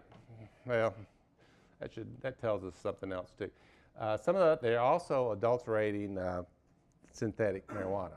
They're putting other things in. They're putting marijuana in synthetic marijuana. We've seen some bath salts in some methamphetamine. They're adulterating it to brand their product. This is our protocol for most of the people that show up into the immersion rooms with K2 overdose. We generally will hit them with Ativan, and we'll take away try to get them settled down and support anything that we may see. If that doesn't work, or they're looking like they got some organ involvement, we may do some labs on them. But generally, getting them settled down and then getting some psych hospital to come do an evaluation, because they a lot of times are having mental health issues. All right, so y'all want to take a short break, and then because I think we want to spend some time on medication-assisted recovery. About medication-assisted recovery, the targets for pharmacotherapy, I'll preface this by saying, back in the 1950s when we were looking at addiction treatment and we're trying to figure out where it really, and I was not alive then, this was what I heard. We were trying to figure out how to treat addiction, and it didn't really fit in the medical model. And one of the reasons why is we didn't have medicines to help treat it at all. And so it became a spiritual or ethical dilemma, and it was pitched over to that area of society to minister to people with addictions. But as we've moved forward into the 1990s and the 2000s, now it begins to look like addiction treatment can fit into the medical model, and we are beginning to get some inroads in that, albeit some not so good, some better than others, let's put it that way. So we do have a lot of things we can do for intoxication and overdose. Narcan, naloxone would be an example of that. We treat withdrawal or detoxification. Clonidine helps with somebody withdrawing from opioids a lot of times. Abstinence initiation or use reduction, Camprol, naltrexone. Relapse prevention, naltrexone is another example of that. So we do have some things that we can do these days. What we want to do is try to prevent withdrawal symptoms, and I'm not so sure we should do that because it's it's one of those things I don't want to go through that again type things. We do target reducing drug cravings. I think that is an excellent area for us to be offering up medication assistance. Normalize any physiological functions disrupted by drug use. I think again, that's a great area for us to try to maybe fix some of those areas of the brains that we've harmed by use. So these are areas that we're looking at and the goals and rationale for what we're trying to accomplish. And when you talk about it, you're going to hear anybody that talks about medication-assisted recovery, you're going to hear terms agonist, antagonist, and then you may hear aversive therapy. We don't see that even. The Schick Shadles of the world have sort of gone away. But we still, I don't know about you guys, but I see people get on antabuse from time to time. We still use some aversive therapy. So the agonist, an example of that would be methadone. That means it's a replacement or a substitution. It's a drug that works to replace the drug that you've abused. In this case, it's say heroin. It's an opioid, and we want to replace that with a drug that prevents withdrawal but doesn't give euphoria, or gives less euphoria, significantly less euphoria. And our ideas behind it is to sort of normalize life. The antagonist would be a complete blockade of the receptor site, and in the case of Vivitrol or naltrexone, what we want to do there, we found that if you block the mu receptors, it has a integral connection with craving. So if we block that, it reduces the craving for alcohol. Of course, if you're blocking the mu receptor, you're not going to be able to abuse opioids because you've got the receptor blocked, and the opioids can't get on there. When we use Vivitrol in the hospital for someone that's an opioid addict, a heroin addict, and a prescription drug addict, we will do a challenge with the naltrexone pill. We'll give them the shot, we'll do the challenge. We'll give them the naltrexone, and we'll also give them a hydrocodone. They'll see, oh, doesn't work. So they know that going forward. They don't have to go try it, because as you know, there's more to I can't believe it. My daughter. She didn't say good luck, Dad. She said my dog's got an eye infection. Do you have any Cipro at home? No. So the Vivitrol, we're blocking the opioid, the mu receptor, and we've given them this trial, and they get to see it doesn't work, and so going forward, they're not going to try it. So yeah, I sort of like Vivitrol. I don't like this next one. Agonist, antagonist, Suboxone. We came out with buprenorphine, and basically what we did was say, well, we got these methadone clinics where we provide a lot of care around the methadone addict, or supposedly, and then there's just like everything else, there's good ones and bad ones. But with Suboxone, we just made an office-based methadone. That's what we did with Suboxone. And I don't know if that's being successful, that model. But where I like to see Suboxone's in the hospital. when somebody comes in detoxing from opioids, we give them a day or two of Suboxone, and it sort of takes the edge a little bit off the withdrawal syndrome and helps them get through it a little. It seems to help them get through it longer. And the reason why is the long half-life of Suboxone. Well, I thought we were having more fun than them. They must have told them they can get out early, that's all. So why is it that you don't like it? Because they're showing a lot of evidence that's actually prolonging the person's ability to actually get the coping skills that they need while on it and able to stay sober. Yeah, the data that I've seen is that the people that finally get off Suboxone have a very slim chance of staying sober. There was just some research that came out that said 2/3 of the people on it relapse. After how long of being on it? I don't know. I have a slide that shows that. You have that slide, okay. Yeah, I think it was 16 months. And we're having to send people away to get detox. They're abusing it and getting addicted to it. Oh, I know that. And they actually came out with a shot recently that is only facilitated by the doctor. They get it once a month, so it limits the ability for abuse. So they're hoping to put that into. Well, they also have implants. I'm going to talk about Suboxone. There can be some pretty horrific withdrawal. Oh, Try to get off the Suboxone. yes. Yeah, I'm going to talk about each of these things individually. So we're going to get into it a little bit more. Yeah, my experience with Suboxone is that I see it a lot, and that's my personal idea. And then medically, I'm not seeing good data. I'm not seeing good data that shows it's successful. But I'll show you what I got. So we have pharmacotherapy available for alcohol, opioids, benzos, tobacco, and cocaine. And we don't really have anything available for methamphetamine, hallucinogens, cannabis, and solvents. This slide, the reason I put this slide in is I wanted to show you, this is some fairly recent information using Provigil to treat cocaine dependence. The significant part of this slide is that, one, you see some pretty good outcomes with abstinence here versus placebo with Provigil, but then over here you see that the person taking it thinks more highly of it than the person giving it to them. So this person that's observing them, and what this tells me is they're liking it a little bit too much, because Provigil is a drug that we use that's sort of a stimulant. It keeps you awake type thing. So yeah, this worried me a little bit, but we really don't have much for cocaine. So if we get any data, I wouldn't be a proponent of this probably. Not with any. I'd have to have better data than this. But I want to throw that in there because in the past we've just not really had much. We've tried to develop vaccines and stuff with cocaine, and we just really hadn't got there. Alcohol, we have the FDA-approved drugs like Cannabis. Revia was the old name for naltrexone. It's generic now, tablet. The IM is Vivitrol.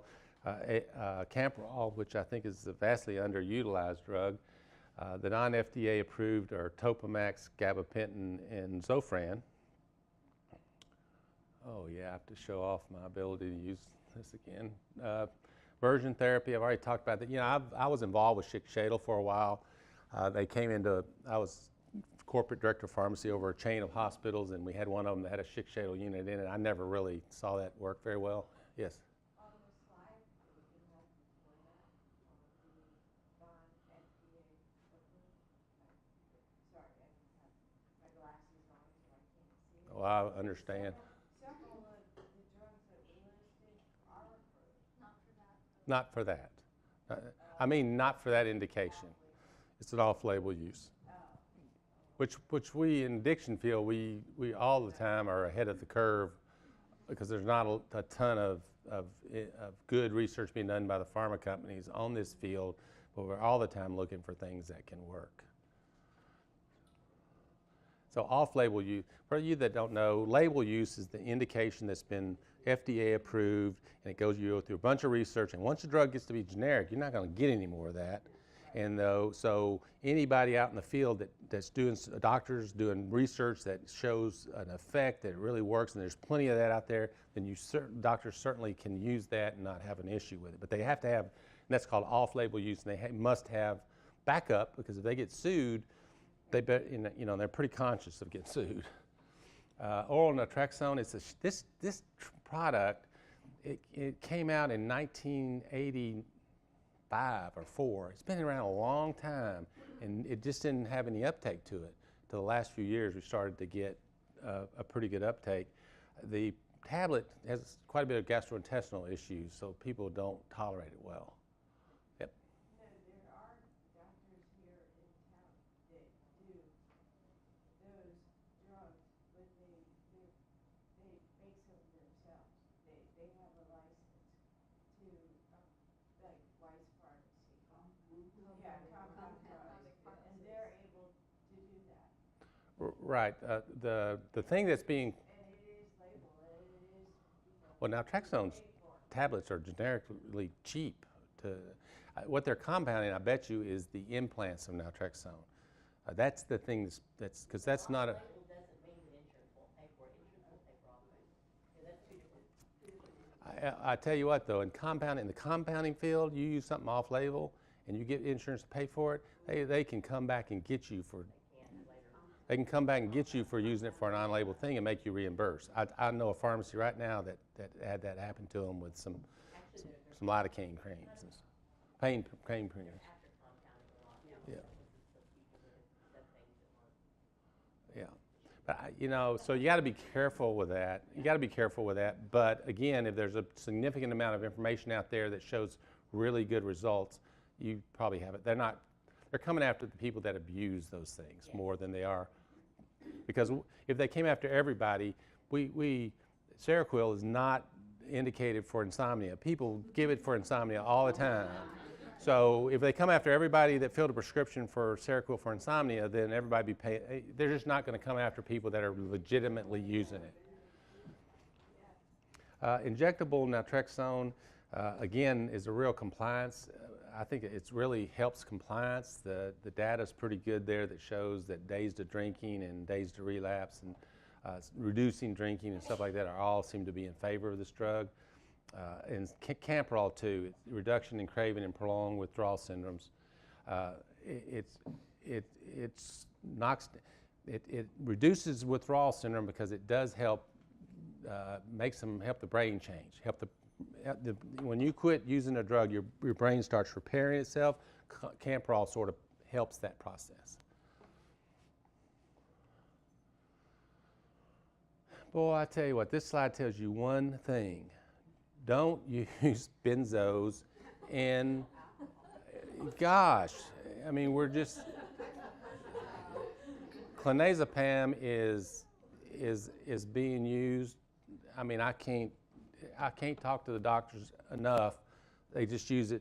They think, for some reason, they think it's safe to use. And the only difference is it doesn't have the quick uptake like Xanax. Xanax hits hard and you feel it and it goes away pretty quick. And clonazepam has more of a leveled blood level approach and stays in the system longer.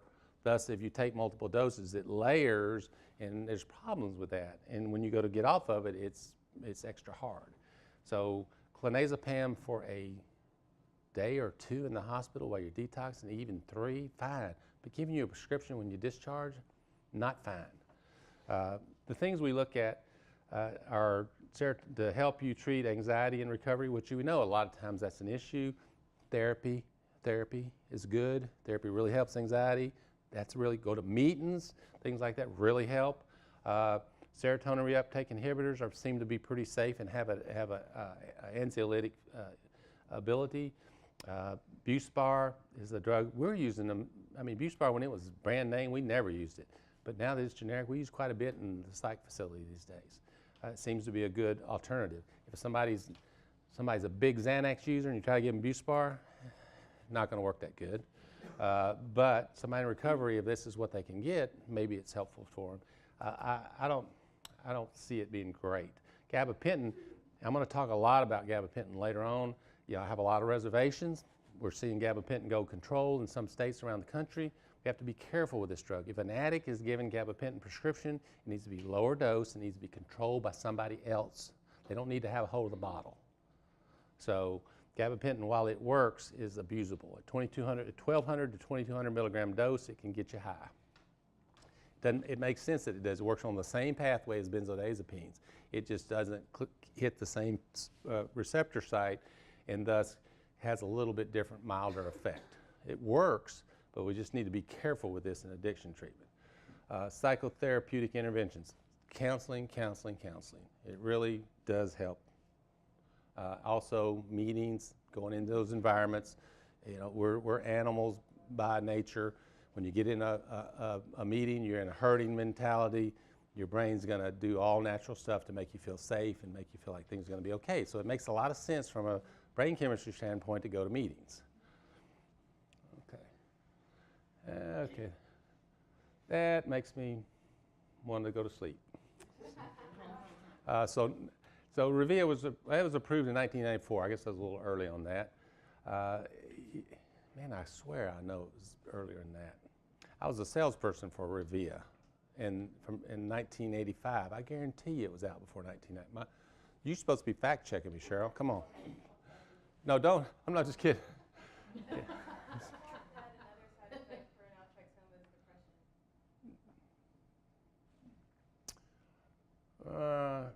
It could be. I can see it. I can see it. You're blocking mu receptor sites, which, you know, and you're blocking some dopamine in the brain. Yeah. While it doesn't affect serotonin and norepinephrine and some of the other neurotransmitters you would associate with depression. 84. I knew it. Wow. Oh, that's my fault. Okay, so so depression that could be a side effect. Decreases positive reinforcing effects and decreases cue and alcohol-induced cravings because, again, we're blocking that mu receptor site, and thus we think that's integral in cravings, and also it also makes you feel better about things. Here's the results, and the studies have showed fewer drinking days, less alcohol consumed, and decreased craving. The problem with this was taking it every day. The side effect profile was a little rough. Some people couldn't tolerate it. People that I've talked to that took this and stayed on it and were able to tolerate it just fine, took it with food maybe, did extremely well. They reported we do get reduced cravings with this. So, which leads me, whoa. Man, that was, golly. It was some kind of gremlin on my clicker. Wasn't that the craziest movie you ever saw? You're as old as I am, and here you are right here. Steven Spielberg. So FDA approved in 2006. We found, just what I said. Naltrexone oral, we found out compliance might be an issue. We found out because somebody might be cool about stopping drinking for a month or 2 weeks, but then they decide they didn't want to stop drinking anymore, and they just stopped the naltrexone. And it would get out of their system pretty quick. It does not have a long half-life. It has enough to last 24 hours, but doesn't have enough to where they couldn't not drink or use in a day or two. So we said, let's put this thing into a shot form, and then we could go ahead and dose it once a month. And it hurts. It's a little bit of a painful shot, but again, I've gotten super reports from this. I mean, way better. The compliance was good. It's expensive too. That's another downfall to it. Yes. The slide before this, you had side effects, increased LFT. Oh, that's liver function test. So that's what we do. If somebody's going to go on to naltrexone, then we do some blood work on them to make sure, because it can be a little hard on the liver. Which if they were an alcoholic, they might already have a fatty liver. But again, they don't knock somebody out if they have slightly elevated LFTs. We may just go a month sober and see, because a lot of times those will settle down after they're in a 90-day treatment program. They get out of residential, the LFTs have reduced to a safe amount, and we can do the naltrexone. Sure. The nice thing about this was We didn't need any oral lead-ins on this, so they didn't need to start on naltrexone, but I always like to do it in the hospital. I like give them a pill, give them a hydrocodone, let them see that it's not going to work. Then their mind is adjusted to, if I use this shot, I can't use. You really want that. If they leave the hospital, I take this shot, 30 days I can't use, man, that gives them a great chance to stay sober. If the opioids are involved, of course we have to give them we have to use the oral tablet to make sure they're not instilling withdrawal. Yes? Just because I don't know, like, how much that is in the shot, I mean, I'm not familiar. So could you kind of equate that to, like, what kind of milligrams is that, if that were pills? Yeah, that's like 50 milligrams twice a day is pretty much what that. The pills are 50 milligrams, and usually you take 50 milligrams a day. Some people take it twice a day, and because this is in the muscle, it comes out of the muscle very slowly, and as it comes out, it's affected by a lot of things differently than the oral medication is. So those two doses don't exactly equate. The oral and the IM of anything will never really exactly equate. Plus, this is in a oily substance that makes it hang in the muscle and just a little bit come out at a time. So some gets degraded in the muscle while it's waiting to come out, metabolized. So it stays in the system? Yeah, it stays in the system for a month.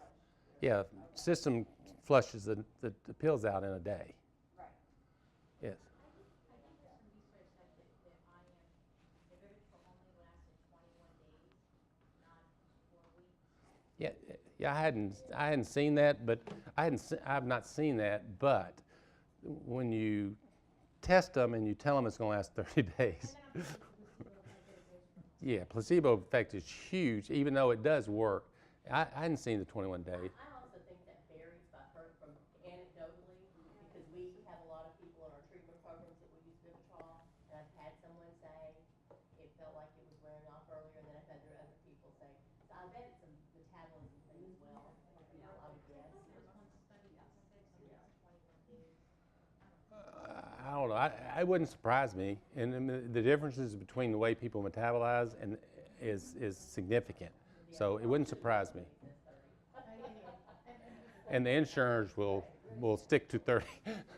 Yeah, something they might do is just get an oral prescription, and if they feel like a day towards the end it's wearing off, they could take the oral for a few days. They're not going to overdose on the drug. Now, naltrexone's been used for cutters. It seems like that there's a impact between there's a correlation between cutting and addiction, and what goes on in the brain. And this blocks those receptor sites, so they don't get the buzz out of get the effect out of the cutting. So we see that a lot in our hospital too. So the things that we saw were decreased heavy drinking days, decreased frequency of drinking.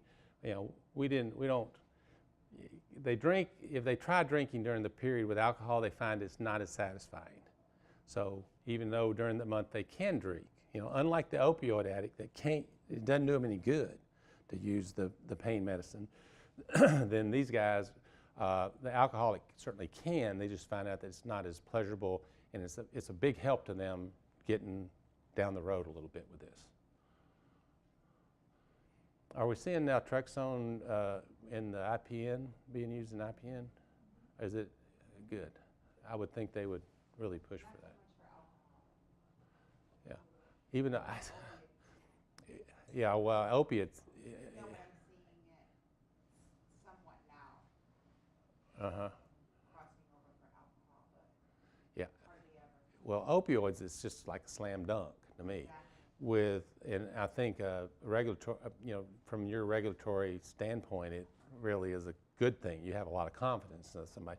From an alcohol thing, I just see it as being really helpful, and drinkers that are having really hard time stopping. It really gives them an advantage. Yeah, we're kind of doing a pilot program to use the naltrexone in place of a controlled substance restriction. Ooh, I like that. That has, to date, I think, been successful. Wow, that's a great, don't let me forget that. That's good. Yeah. We had one gentleman who was discharged from an RTC who, he said they told him that the alcohol was, and he tested it and went on a 5-day binge and blacked out. He drank an incredible amount, trying to see if he could make the Vivitrol not be effective. But overall, Well, overall, what we're finding is you know how you like to work with talk about triggers over the last few days? We're getting people saying I haven't really thought about alcohol when they start taking the Vivitrol injection. I think the majority of people, it really helps a lot with cravings. This guy was just testing it out. well, you know, when you look at medication-assisted recovery and you think about it, and you're an old-timey, let's AA and all that, which works, you want to be resistant to this a little bit. But what I started thinking about was that alcoholic that would never get it and die. I've seen a lot of those. And I thought, well, we could get anything to help anybody get down the, because one thing we know is the longer you're sober, the better chance you have of staying that way. And so anything that can get somebody down the road with this is an advantage. So that's my viewpoint on medication-assisted recovery. And also, I think we continue to advance this field, we will hit on some winners. Naltrexone is a winner. We will hit on them. And you know, anything to keep, we're having people die by the, there's people died of opioid addiction overdose while we've been doing this. And then, so we got to try to do something. Which is where Suboxone could be a gap bridge till we can find something else when done right. And I think that's the problem. It's become a cash cow instead of the modality of treatment that it was proposed, I think, in a lot of instances. So naltrexone, we do want to watch what's going on with the liver. That's why the liver function test. You don't want to give anybody an acute hepatitis or liver failure, so which means that, you know, say somebody presents with a little bit of fatty liver, a little swollen liver, then we just want to do some monthly tests on them for 3 months and then quarterly thereafter. But you also don't want to put them on any other drugs that tax the liver, like ibuprofen, which we recommend the heck out of. You got to be careful with that. So naltrexone for alcohol dependence. This is what Cochrane's reviews are always good, because what they do is do huge compilations. They look at a lot of data and they sort of flesh out what a lot of data is telling us. So we saw a decreased relapse to heavy drinking, that's a good thing for naltrexone and alcohol dependence. A decreased return to any drinking. Naltrexone increased the time to first drink and it reduced craving. Yeah, what I've seen mainly is the reduced craving. It really seems to do a pretty good job there. And it makes sense to me with what I understand about brain chemistry. It said, this was interesting, it said naltrexone was superior to Camprol in reducing relapses, drinks, and craving, but less effective on total abstinence. So how little have you seen Camprol used? A little, right? And it's too bad, because it seems to be really effective in total abstinence in alcohol cessation. So let's talk about it. A camprosate, the problem with a camprosate is this. It has you have to dose it 2 pills 3 times a day. Now it's generic, but it still costs, but insurances can cover.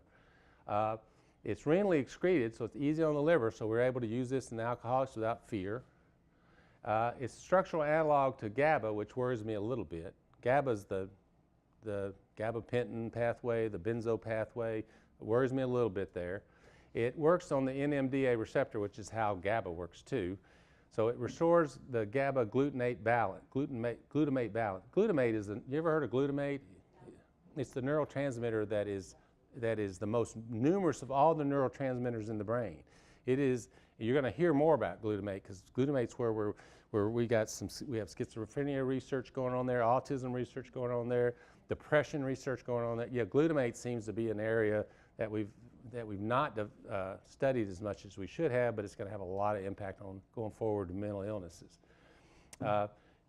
It blocks anxiety, insomnia, nervousness as the brain resets. Also, it does some repairing in the brain too. So Camprol sounds like such a good product. It's so hard to get somebody to take 2 pills 3 times a day. And that's the problem. But if somebody's really invested in their recovery, just getting out of treatment, maybe we can get them to go a couple of months and help them get through those couple of months. Yes? You said that was the generic for 3 times a day. Let's just say the person can afford the non-generic, the brand. So is it the same, you have to take it 3 times a day? Yes. Oh, yeah. Generic and brand just is the name difference, basically. Place. Yeah, brand name is Camprol, generic name is a Camprosate, and when it goes generic, it really cut the price significantly. Also, insurances are more likely to cover it if it's a generic, cover it with a lower copay. So that's been a good thing. But again, I don't see the use going up. You want to start this post-detox. Side effects are diarrhea, abdominal discomfort. Results, I've already talked about those. Most effective in increasing total abstinence, which I think is a significant endpoint. It helps normalize brain function. Again, I talked about the problem being compliance. This was an interesting, this is another Cochrane, this was from JAMA, Journal of American Medical Association. This was a study that did 23,000 people, and it was randomized over 122 studies. That is a lot. And what the endpoint was, all these people were receiving therapy of some sort with medication. The endpoint was number needed to treat. And what that means is how many people do we need to treat in order to get a good result? So an example of that would be, say, Lipitor. Lipitor, everybody would agree, is has been a very good drug for us because it saved a lot of lives. And so the endpoint would be cardiovascular mortality. So it takes 25 to 100 people to treat in order to pull back the death rate from cardiovascular disease. That's a lot, 25 to 100. If I'd have asked you how good is Lipitor, most people would have said better than that, right? Naltrexone, returning to a drink being the endpoint, you have to treat 20. You treat 20 people with naltrexone, one of them's going to not return to drink. Camprol, returning to a drink, 12. Which one sounds like the better drug? We're grossly underutilizing Camprol. If Camprol was one pill once a day, I think we would see a whole different picture with this drug. I think it would be being used like crazy. But if you got somebody that's just really struggling, that's a good something to recommend. Doesn't seem to be much downside to the drug, other than it's related to GABA, which I think if we use it a lot, we may be seeing problems. Yes? Money being a motivating factor, I'm surprised, well, how come they can't, create an extended release form of Camprol, like many other meds have extended release forms? Money, money, money. Yeah, well, money would make them. Yeah, but the drug didn't catch on in the first place, and now it's generic. Bad marketing. Oh, yeah. Yeah, because I guarantee you, if it was a hot drug and it was about to go generic, you'd have seen an extended release. Yes.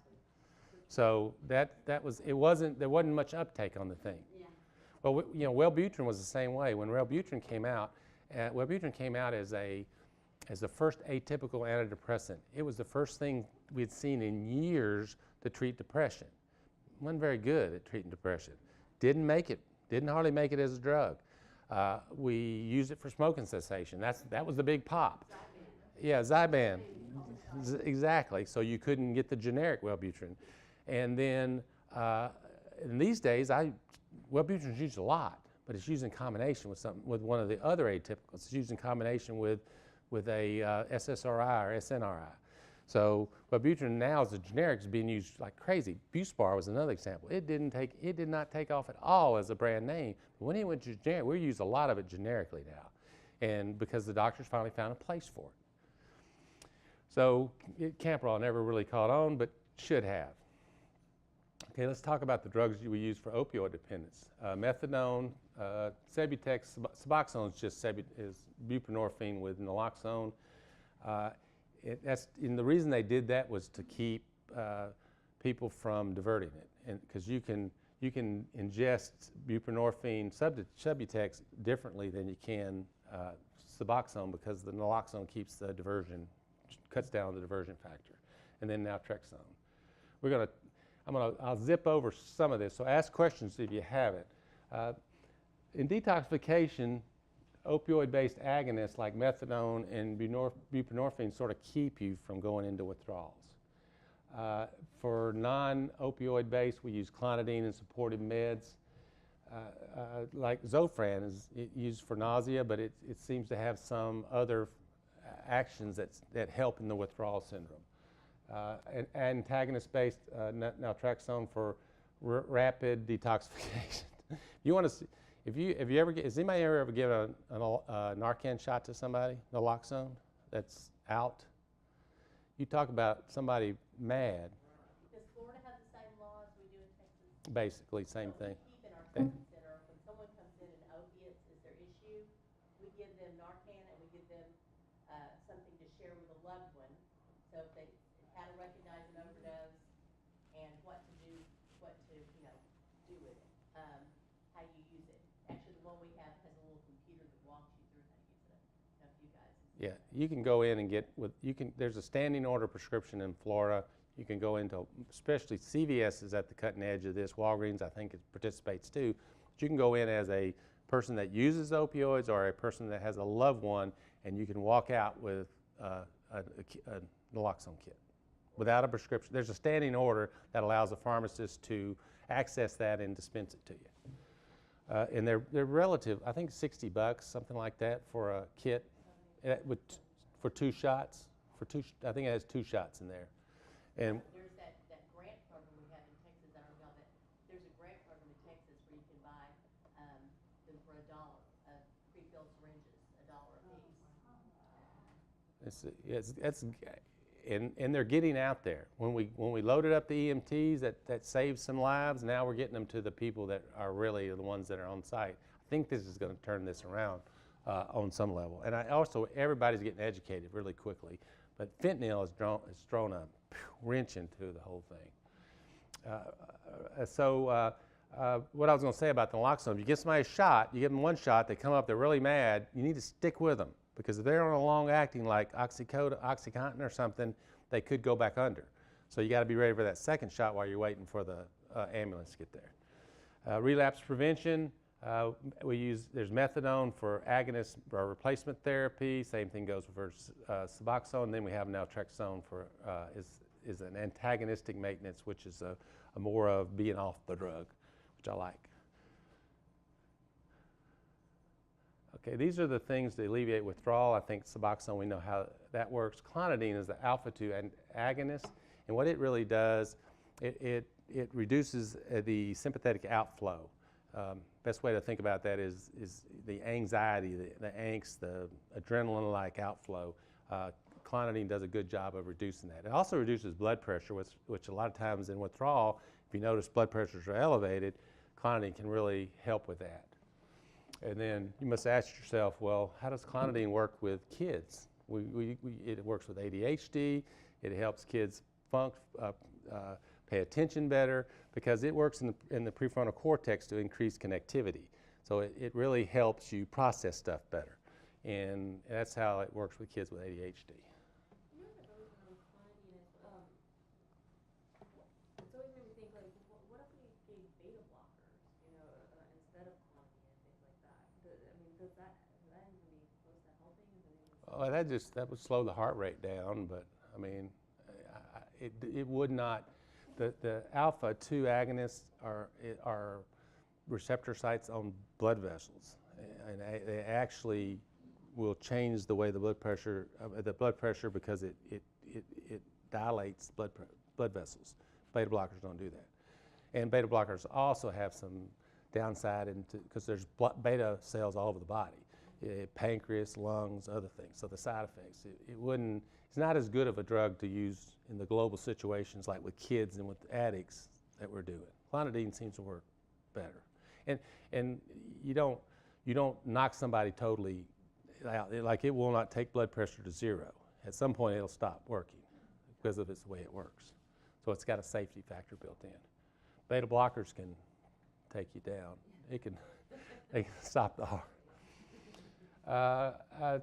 Then the other supportive measures, I've already thrown out things like Zofran and antidiarrheals, depending on what you got going on there. So I want to make sure I get to all my slides. I don't want to. Let's talk about buprenorphine for opioid dependence. It was approved in 2002. The doctors require certification to dispense Suboxone, where they have this ridiculously easy training. And the problem with this is, I mean, they really wanted to take this type of treatment away from just the methadone clinics, the methadone, the LAM, all the stuff we were doing in the clinics. They wanted to take it from a clinic base to an office space because we desperately wanted to meet the needs of more people because we needed to. And again, this program became in a lot of instances a cash cow for doctors, and they did not seem to really take the whole thing seriously. Same thing happened with methadone. I mean, I've seen methadone clinics that do great work, and I've seen methadone clinics. I was the consultant pharmacist at River Region when we worked here, and I saw that methadone center doing good work. But I have seen ones that were just in it for the money. And the same thing goes with this. I think when this used appropriately, there's a place for it. Now, it's not a global approach that's good for anywhere close to everybody, because I think getting off all the medicine is the best way. That's my own personal opinion. But for our society, this seemed to be a fit, and we're misusing it. So if I say something negative about Suboxone, it's because I think of the negative implications of the misuse of the program. And we're not getting, and again, we're not getting great data that I'm seeing for outcomes. I think the biggest problem that we're facing is that they can't get the help that goes with it. Because like medication alone is just a tool to get them stabilized enough to actually get things like coping mechanisms, the ability to identify feelings, to express those feelings, to be able to communicate with other people. Like we're missing that part because So what I heard you say is when we took it out of the clinic where they were getting that, we made a mistake.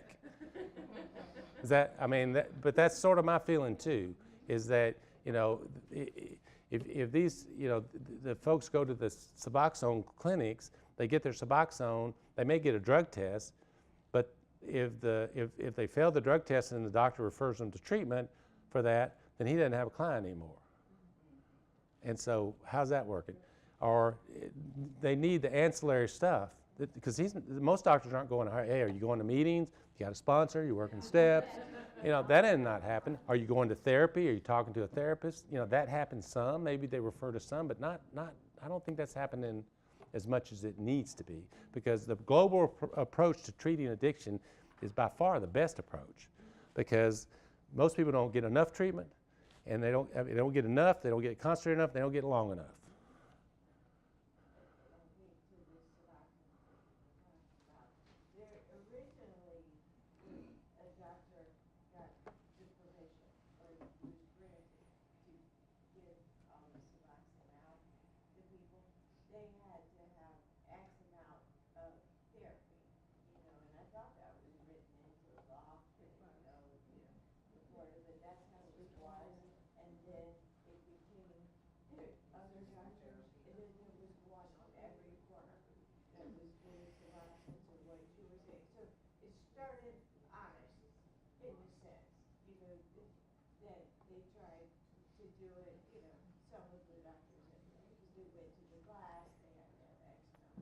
Yeah, they don't. It's not a class they go to. They just go online and. I mean. That is still the protocol. That is still when you, but it's a lot of doctors, and I don't know about here, right? But a lot of doctors in the DFW area, Dallas-Fort Worth area, it's like it's more like a Suboxone meal. It's like you come get it, and the other thing is they're supposed to, if someone's coming in and they test positive for other drugs, they should be. But they don't, they ignore it, they keep on. And like you said, we started one way and then it became how you're describing another. That they would have, you know, because then the doctor on the other corner was giving the Suboxone. And he, I just remember this one very vividly, would have people say that all you had to do was have a piece of paper and it said, had the date on it, and said that you went to AA meetings. And that you had a sponsor, and you would have a different piece of paper, and you could have somebody mowing your yard, Well, yeah. you know, over the years.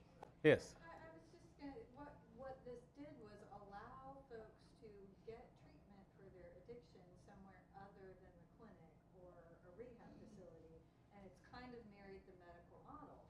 Well, you'd go to your primary care doctor and you'd get your blood pressure meds, and you wouldn't be having to go to therapy and meetings and all that on top of it. You know, you're responsible for doing the behavior stuff on your own, and they're not saying go see a therapist because you can't have so much salt and eat red meat and all this stuff anymore.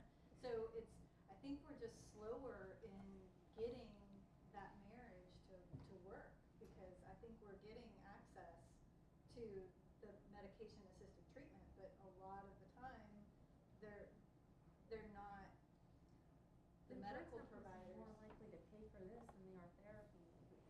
That's what I'm Oh, saying. well. There's the medical model doesn't You gotta, say that's a you good should point. see a therapist to go deal with the grief for not being able to have red meat anymore. Well, You know, we or- also know a doctor who does the long-term Suboxone for the rest of your life thing, and he pretty much straight out told me he doesn't want to refer for an IOP or for residential, because he would possibly lose some of his patients. Yeah, but again, you make a good point. I think we moved forward with medication-assisted recovery. We're trying to fit it into the medical model, which is in our best interest, right? And the addict is not totally able to fit into that square peg. There they go again. You gotta come up with better jokes. I gotta get some better jokes. That one you told me. All right, so this is a great point to discuss, and it's good to have an understanding of it, but I want to make sure I get you through some of the facts about this. And I have a pretty good opinion about it, so I'll keep that to myself. All right, so what you get here is partial mu agonist, which means you get an agonist-antagonist effect, and what that means is that it blocks the receptor but doesn't give total, it doesn't give the high, which is what we're looking for. But it's not a total blockade like with naltrexone, so you don't get withdrawal either. So we get enough of an agonist effect to keep us out of withdrawal, but we don't get euphoria per se. Now, people will tell you they get euphoria with Suboxone, and I'm here to tell you that they're getting, a lot of that is psychological euphoria, because it almost has a placebo effect. It is warding off withdrawal, but if you take higher and higher doses, you really don't get much euphoria with it. And they could get a little bit, but it is, I'm telling you, if you've ever talked to an addict before who's going into withdrawal because they don't have their pills or their fix, and they take that, when they put that pill in their mouth, those uneasy feelings go away immediately. There's no way the drug has worked that fast. So that's the effect I think they see a lot of times. So what's going on with the addict that has like the 16 milligrams of Suboxone and they're just fading out? No, they're getting some side effects from it, and they're totally blocking those receptors, but it's given an agonist effect. But it's not the same. I mean, I'm going to talk about ceiling effect right here, and it has a ceiling effect to respiratory depression, but also has a ceiling effect to euphoria too. So at 16 milligrams, that's a high dose, you know. But they're only going to get so much because of this ceiling effect. And when I talk about the ceiling effect, is that higher doses just don't keep giving a lot of effect. And if they continue at that 16, they will get tolerance really quick, and it will. I mean, you may squeeze out a little euphoria as you jump up to those high, but if they go on, they're just not going to. The brain is not going to allow it to keep going. It will have tolerance built up on some level. But you could see it. I mean, you could see it, but it's a side effect more than it is euphoria, or it's. Yeah. Well, there you go. But the ceiling effect is really important, because this is one of the things that helped get this passed through, is that really you don't see people overdosing from respiratory depression with Suboxone, because it will only depress respirations to a point, and then no matter how much more Suboxone you use, it won't depress respirations anymore. And that was one of the things that the FDA liked. It's got to be, everything's got to go sublingual, because if you take if you just swallow a pill of Suboxone or Subutex, it will be destroyed on first pass metabolism through the liver. About 60-70% is sublingually absorbed. The effects act up to 24 to 48 hours. You know, that's the problem with Suboxone. You're taking it every day. That's why it takes for so long when somebody stops it to get through. They withdraw. Withdrawal is not as significant as with opioids, but it is a long-lasting, no energy mess.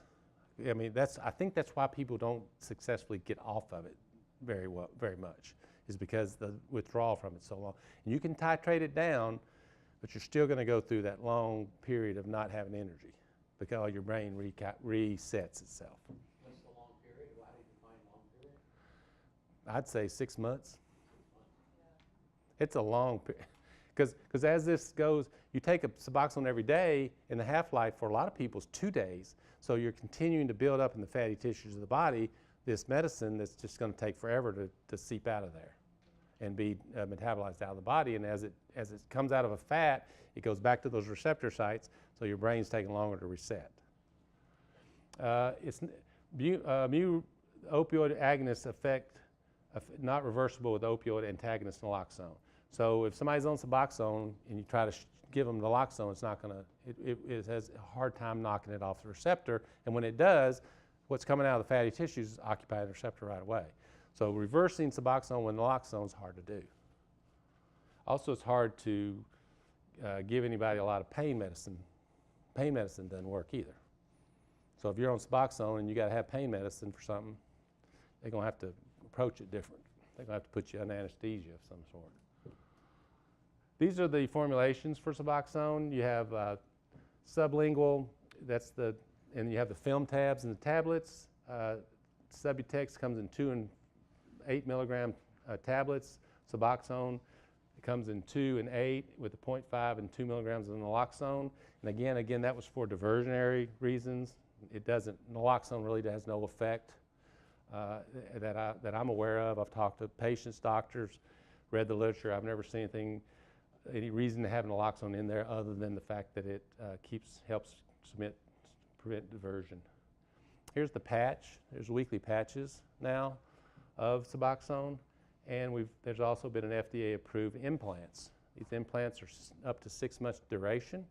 I think there may be some benefit to this if you have a plan where you can only do 2 insertions. So you start out knowing that this is a 12-month program, and during that program you educate, you work, you do whatever you need to do to change your behavior, so that after 12 months you can go ahead and detox off it, and then you have a start to recover. That's a program that sounds a little more reasonable, because I think if any of you talk to an addict that uses pills, anything they put in their mouth like that is just reinforcing the behavior.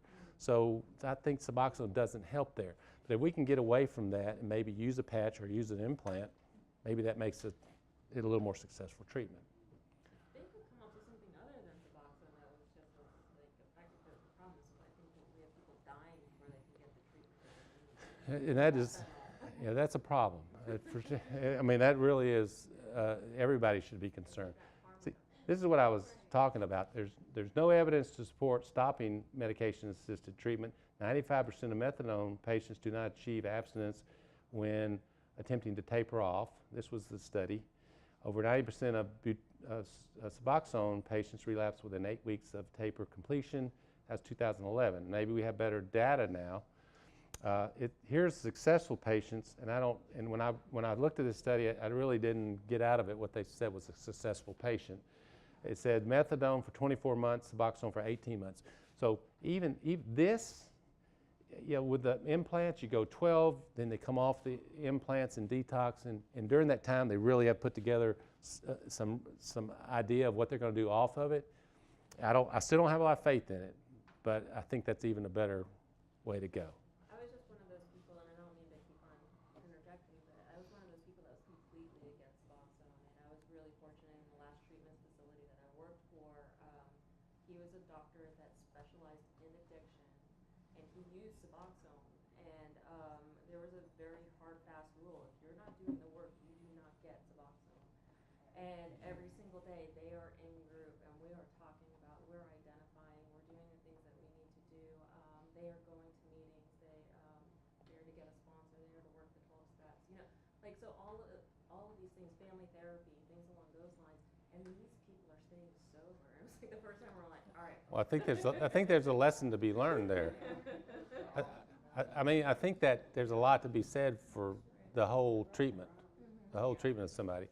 And I don't believe this to be the best way to go, first treatment on somebody. I think for sure, first treatment should be abstinence. It should be total abstinence. You got a hardcore person that's just not getting it, you maybe give this way a try. But whatever you do, you treat the whole. Somebody raise their hand?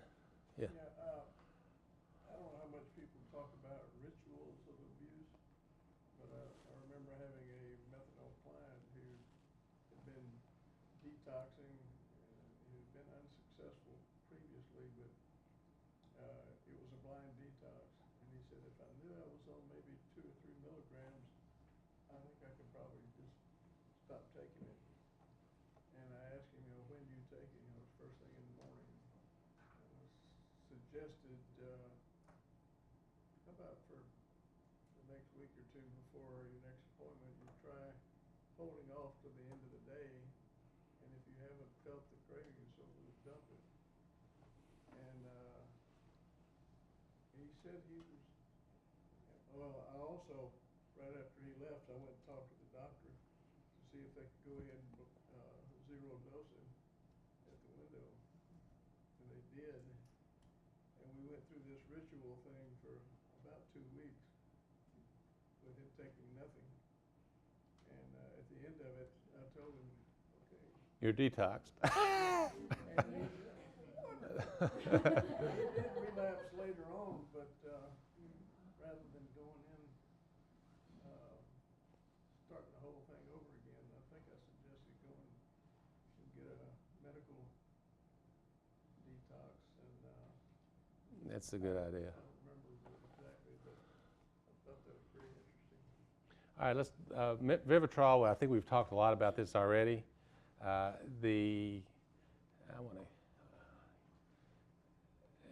Okay, that's enough about medications. That was a really good discussion. I just have a quick question. If someone on Suboxone and wants to switch to Vivitrol, they have to detox completely out? Oh yeah, if they don't, they will go into withdrawal. Yes, for sure. Yeah, you need to be opioid free before you get into a true antagonist, like naloxone or naltrexone, either one. Okay, anybody else a question on medication assisted? I want to talk a little bit about benzos. Again, I've interjected, if I flip through a slide, that means we've sort of covered it in other areas because a lot of these sections overlap. You know, where a benzo works in the brain has to do with what it does.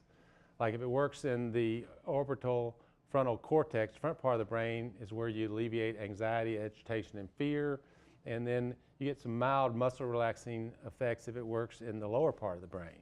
So where it works makes a difference, whether that means anything to you or not. I thought it was cool, but I'm a little bit of a nerd. So I talked about why Xanax is liked like it is. Clonazepam, I already told you, we talked about the layering effect and how this is an issue, especially the overdose aspect of it. Diazepam, I talked about all the active, well, I talked about every bit of this. So lorazepam is really good because it has no active metabolites and it's pretty consistent in what it does. You don't have to worry about all these extra things. And then halcyon is just a bad drug. You don't see it much, but when somebody gets it, they get addicted to it pretty quick because it has that quick uptake and it doesn't act that long. Anxiolytics used in detox, the reason we use a lot of, we used Liverin for years, and Liverin's really not the best one to use because it is metabolized through the liver. Remember we talked about fatty liver and stuff? But it's very rare to see a damaged liver have a problem with Liverin. It's still spitting out enough enzymes to at least metabolize the Liverin. Now, lorazepam, oxazepam, and temazepam are all renally excreted, so pretty good for detox. We have an Ativan protocol for detox. We also have a Librium one, but the Ativan one's used far more than the Librium one. So insomnia issues. How many people have trouble with their clients with insomnia issues? Yeah, everybody. So I thought I'd put this in. We were very lucky to have a doctor that was a sleep expert come to our intensive outpatient program, and his daughter works for us, so he came and did a talk at our IOP. And so when he talked about insomnia, I thought, well, this would be a good thing to include, because as in addictions, it's a constant thing for us to have to address. Sleep hygiene. Give your clients good information on sleep hygiene. Let's, make your bed up, which is, I think, I have to make my bed. My mom taught me to make my bed up, so I do every day. And then, because for me, laying down that bed and getting in it, it's yes, and it's just part of my sleep hygiene. I don't watch TV from the bed. I don't lay in the bed and work on the computer. I don't do any of that. Now my wife does, and she has no trouble sleeping. But I don't, because I've had trouble with sleep. You don't want to eat right before bed unless it's ice cream. That's okay. And then you don't want to exercise right before bed either, which I have no problem with that. And you want to avoid stimulants. You don't want to be drinking your Diet Coke or cat coffee right before bedtime, even though if you're having trouble with sleep. Okay, some people can do this and it's just fine. Part of their ritual even. You want to avoid the so-called non-benzos. If anybody tells you Ambien is not a benzo, just ignore them. Because you see a picture of the little receptor site when they talk about where things work. You see the benzodiazepines hit here. Ambien hits right below it, and then the little receptor right on the same receptor site just connects somewhere different. It might as well be a benzo. It is addicting. They awfuls, yeah. Ambien has an effect of Amnesia, and yes. it's dangerous. I worked at Baptist in an evening program, and one of the young ladies was taking Ambien, and she lived with her parents, and they caught her in the middle of the night packing up her stuff to go visit grandma, and had no memory of it. My wife was on it for a while, and after she took her Ambien in the evening, we call it she was in Ambien land, because anything we talked about from that point on, she had no recollection of the next morning. Yeah. I was As a- pharmacy and reported it, It's a distinct side effect of Ambien, is insomnia, and it is widespread. It is not just your experience. A lot of people experience that. So you want to avoid that if you're trying in early addiction, in any time really. Ambien would be for a short period of time. It's like any benzodiazepine. If you have a thing happen in your life and you're not somebody that has trouble with drugs, you don't want to ever do this. If you want to look for something else. But if you're somebody that doesn't have trouble with addiction, and you have a death in the family, and you're really just tore up by it, and you take Xanax for a week, no big deal. But get some counseling too. I do talks on psychotropic meds, and one of the things I always say is there's a price to be paid for every medicine you take, and you got to make sure that the benefits way outweigh the cost. And one of the costs is that you keep taking it past when you really need it to. So benzos are short term for most situations. Now there's exceptions to every rule, but your addiction, people trying to recover from addictions aren't those rules. And then we want some of the things we can treat, low dose trazodone. Just don't let them go forever on trazodone. Melatonin's a better option. Melatonin and only there's no necessity to go above 3 milligrams of melatonin. Melatonin 3 milligrams is the max you ever need. Somebody wants to take 5, 10, no reason. You get the most effect on sleep at 3 milligrams or below. So if you got people taking, do what? Yeah, it comes in 1 milligram, 3 milligrams, 5 milligrams, 10 milligrams, because our military guys, they get a lot of melatonin. But the nice thing about melatonin is a naturally occurring amino acid that helps reset your clock, your sleep clock. So it's not only putting you to sleep, but it's doing stuff to help you going forward be better. Roserum was just a prescription strength. The pharma industry saw that melatonin was a hot product, so they developed Roserum to take advantage of that. melatonin over the counter works just as good. Quick question about melatonin. Because you said it resets your body's clock. So if you if you take melatonin and you resist going to sleep, does that have an adverse effect? No, it's just not working for you. And that doesn't mean it is not trying to reset your clock, but if you're not going to sleep, you're probably not getting your clock reset. I just had a personal experience with melatonin that sometimes it gives me like night terrors. Yes, nightmares have been a side effect of it. I think I was reading somewhere that if you continue to take melatonin for a period of time, though, your brain actually stops producing the natural version. Yeah, always. I mean, you overdo, because what you're wanting to do is you're wanting to reset to normalcy. You don't want to keep doing it. All right. So some point they're going to have to bite the bullet. Maybe have they're going to have to go a couple nights with that, maybe a week, and then their body should take over and they should sleep again. Because we don't overdose by not sleeping. We don't die from not sleeping. I mean, eventually you will sleep. People may be miserable living with you, but eventually you'll sleep. So I wanted to make sure, this will be the last thing we talk about, but I want to make sure that we did, because these are things that you might not think of as addicting. Seroquel, y'all know that? Yeah. They've taken it off the formulary in prisons. It was being abused there. It's crushed and snorted at 800 to 1,200 milligrams, which is not that much because Seroquel comes in 800 milligram pill. So it doesn't, 600, take 2. So you don't have to have that many to get a little bit of a buzz for it. We've had people with severe mental illnesses. They sell it to people to get drugs because it helps folks on stimulants like methamphetamine, cocaine to come down. And the Seroquel helps them come down and get some rest. And so it's got some value on the street. It also enhances the effects because it is psychotropic in nature. And then in the prisons, they were just experimenting with it. You feel really mellow on the drug. We use it to put people to sleep in the hospital. So the negative effects are what you would expect. It has metabolic significance. It can have weight gain. You can dysregulate your sugar and your lipids. So all the things that we could see with this are possible. Soma's controlled. Soma came about when we went from Milltown. Milltown was used back in the 60s, and that was the real tranquilizer that was a barbiturate. And then Valium came along and unseated it. And then the benzos had their time, and then somehow Soma, which is a barbiturate, crept back in as a muscle relaxant. Not a very good muscle relaxant. Like I said, Valium is the only thing I've ever run across that's a really good muscle relaxant. All these muscle relaxants don't relax muscle, they just make you sleepy. Norflex, Robaxin, none of that really works that good, it just makes you sleepy. And so Soma metabolizes the meprobamate. There you are. That's the barbiturate.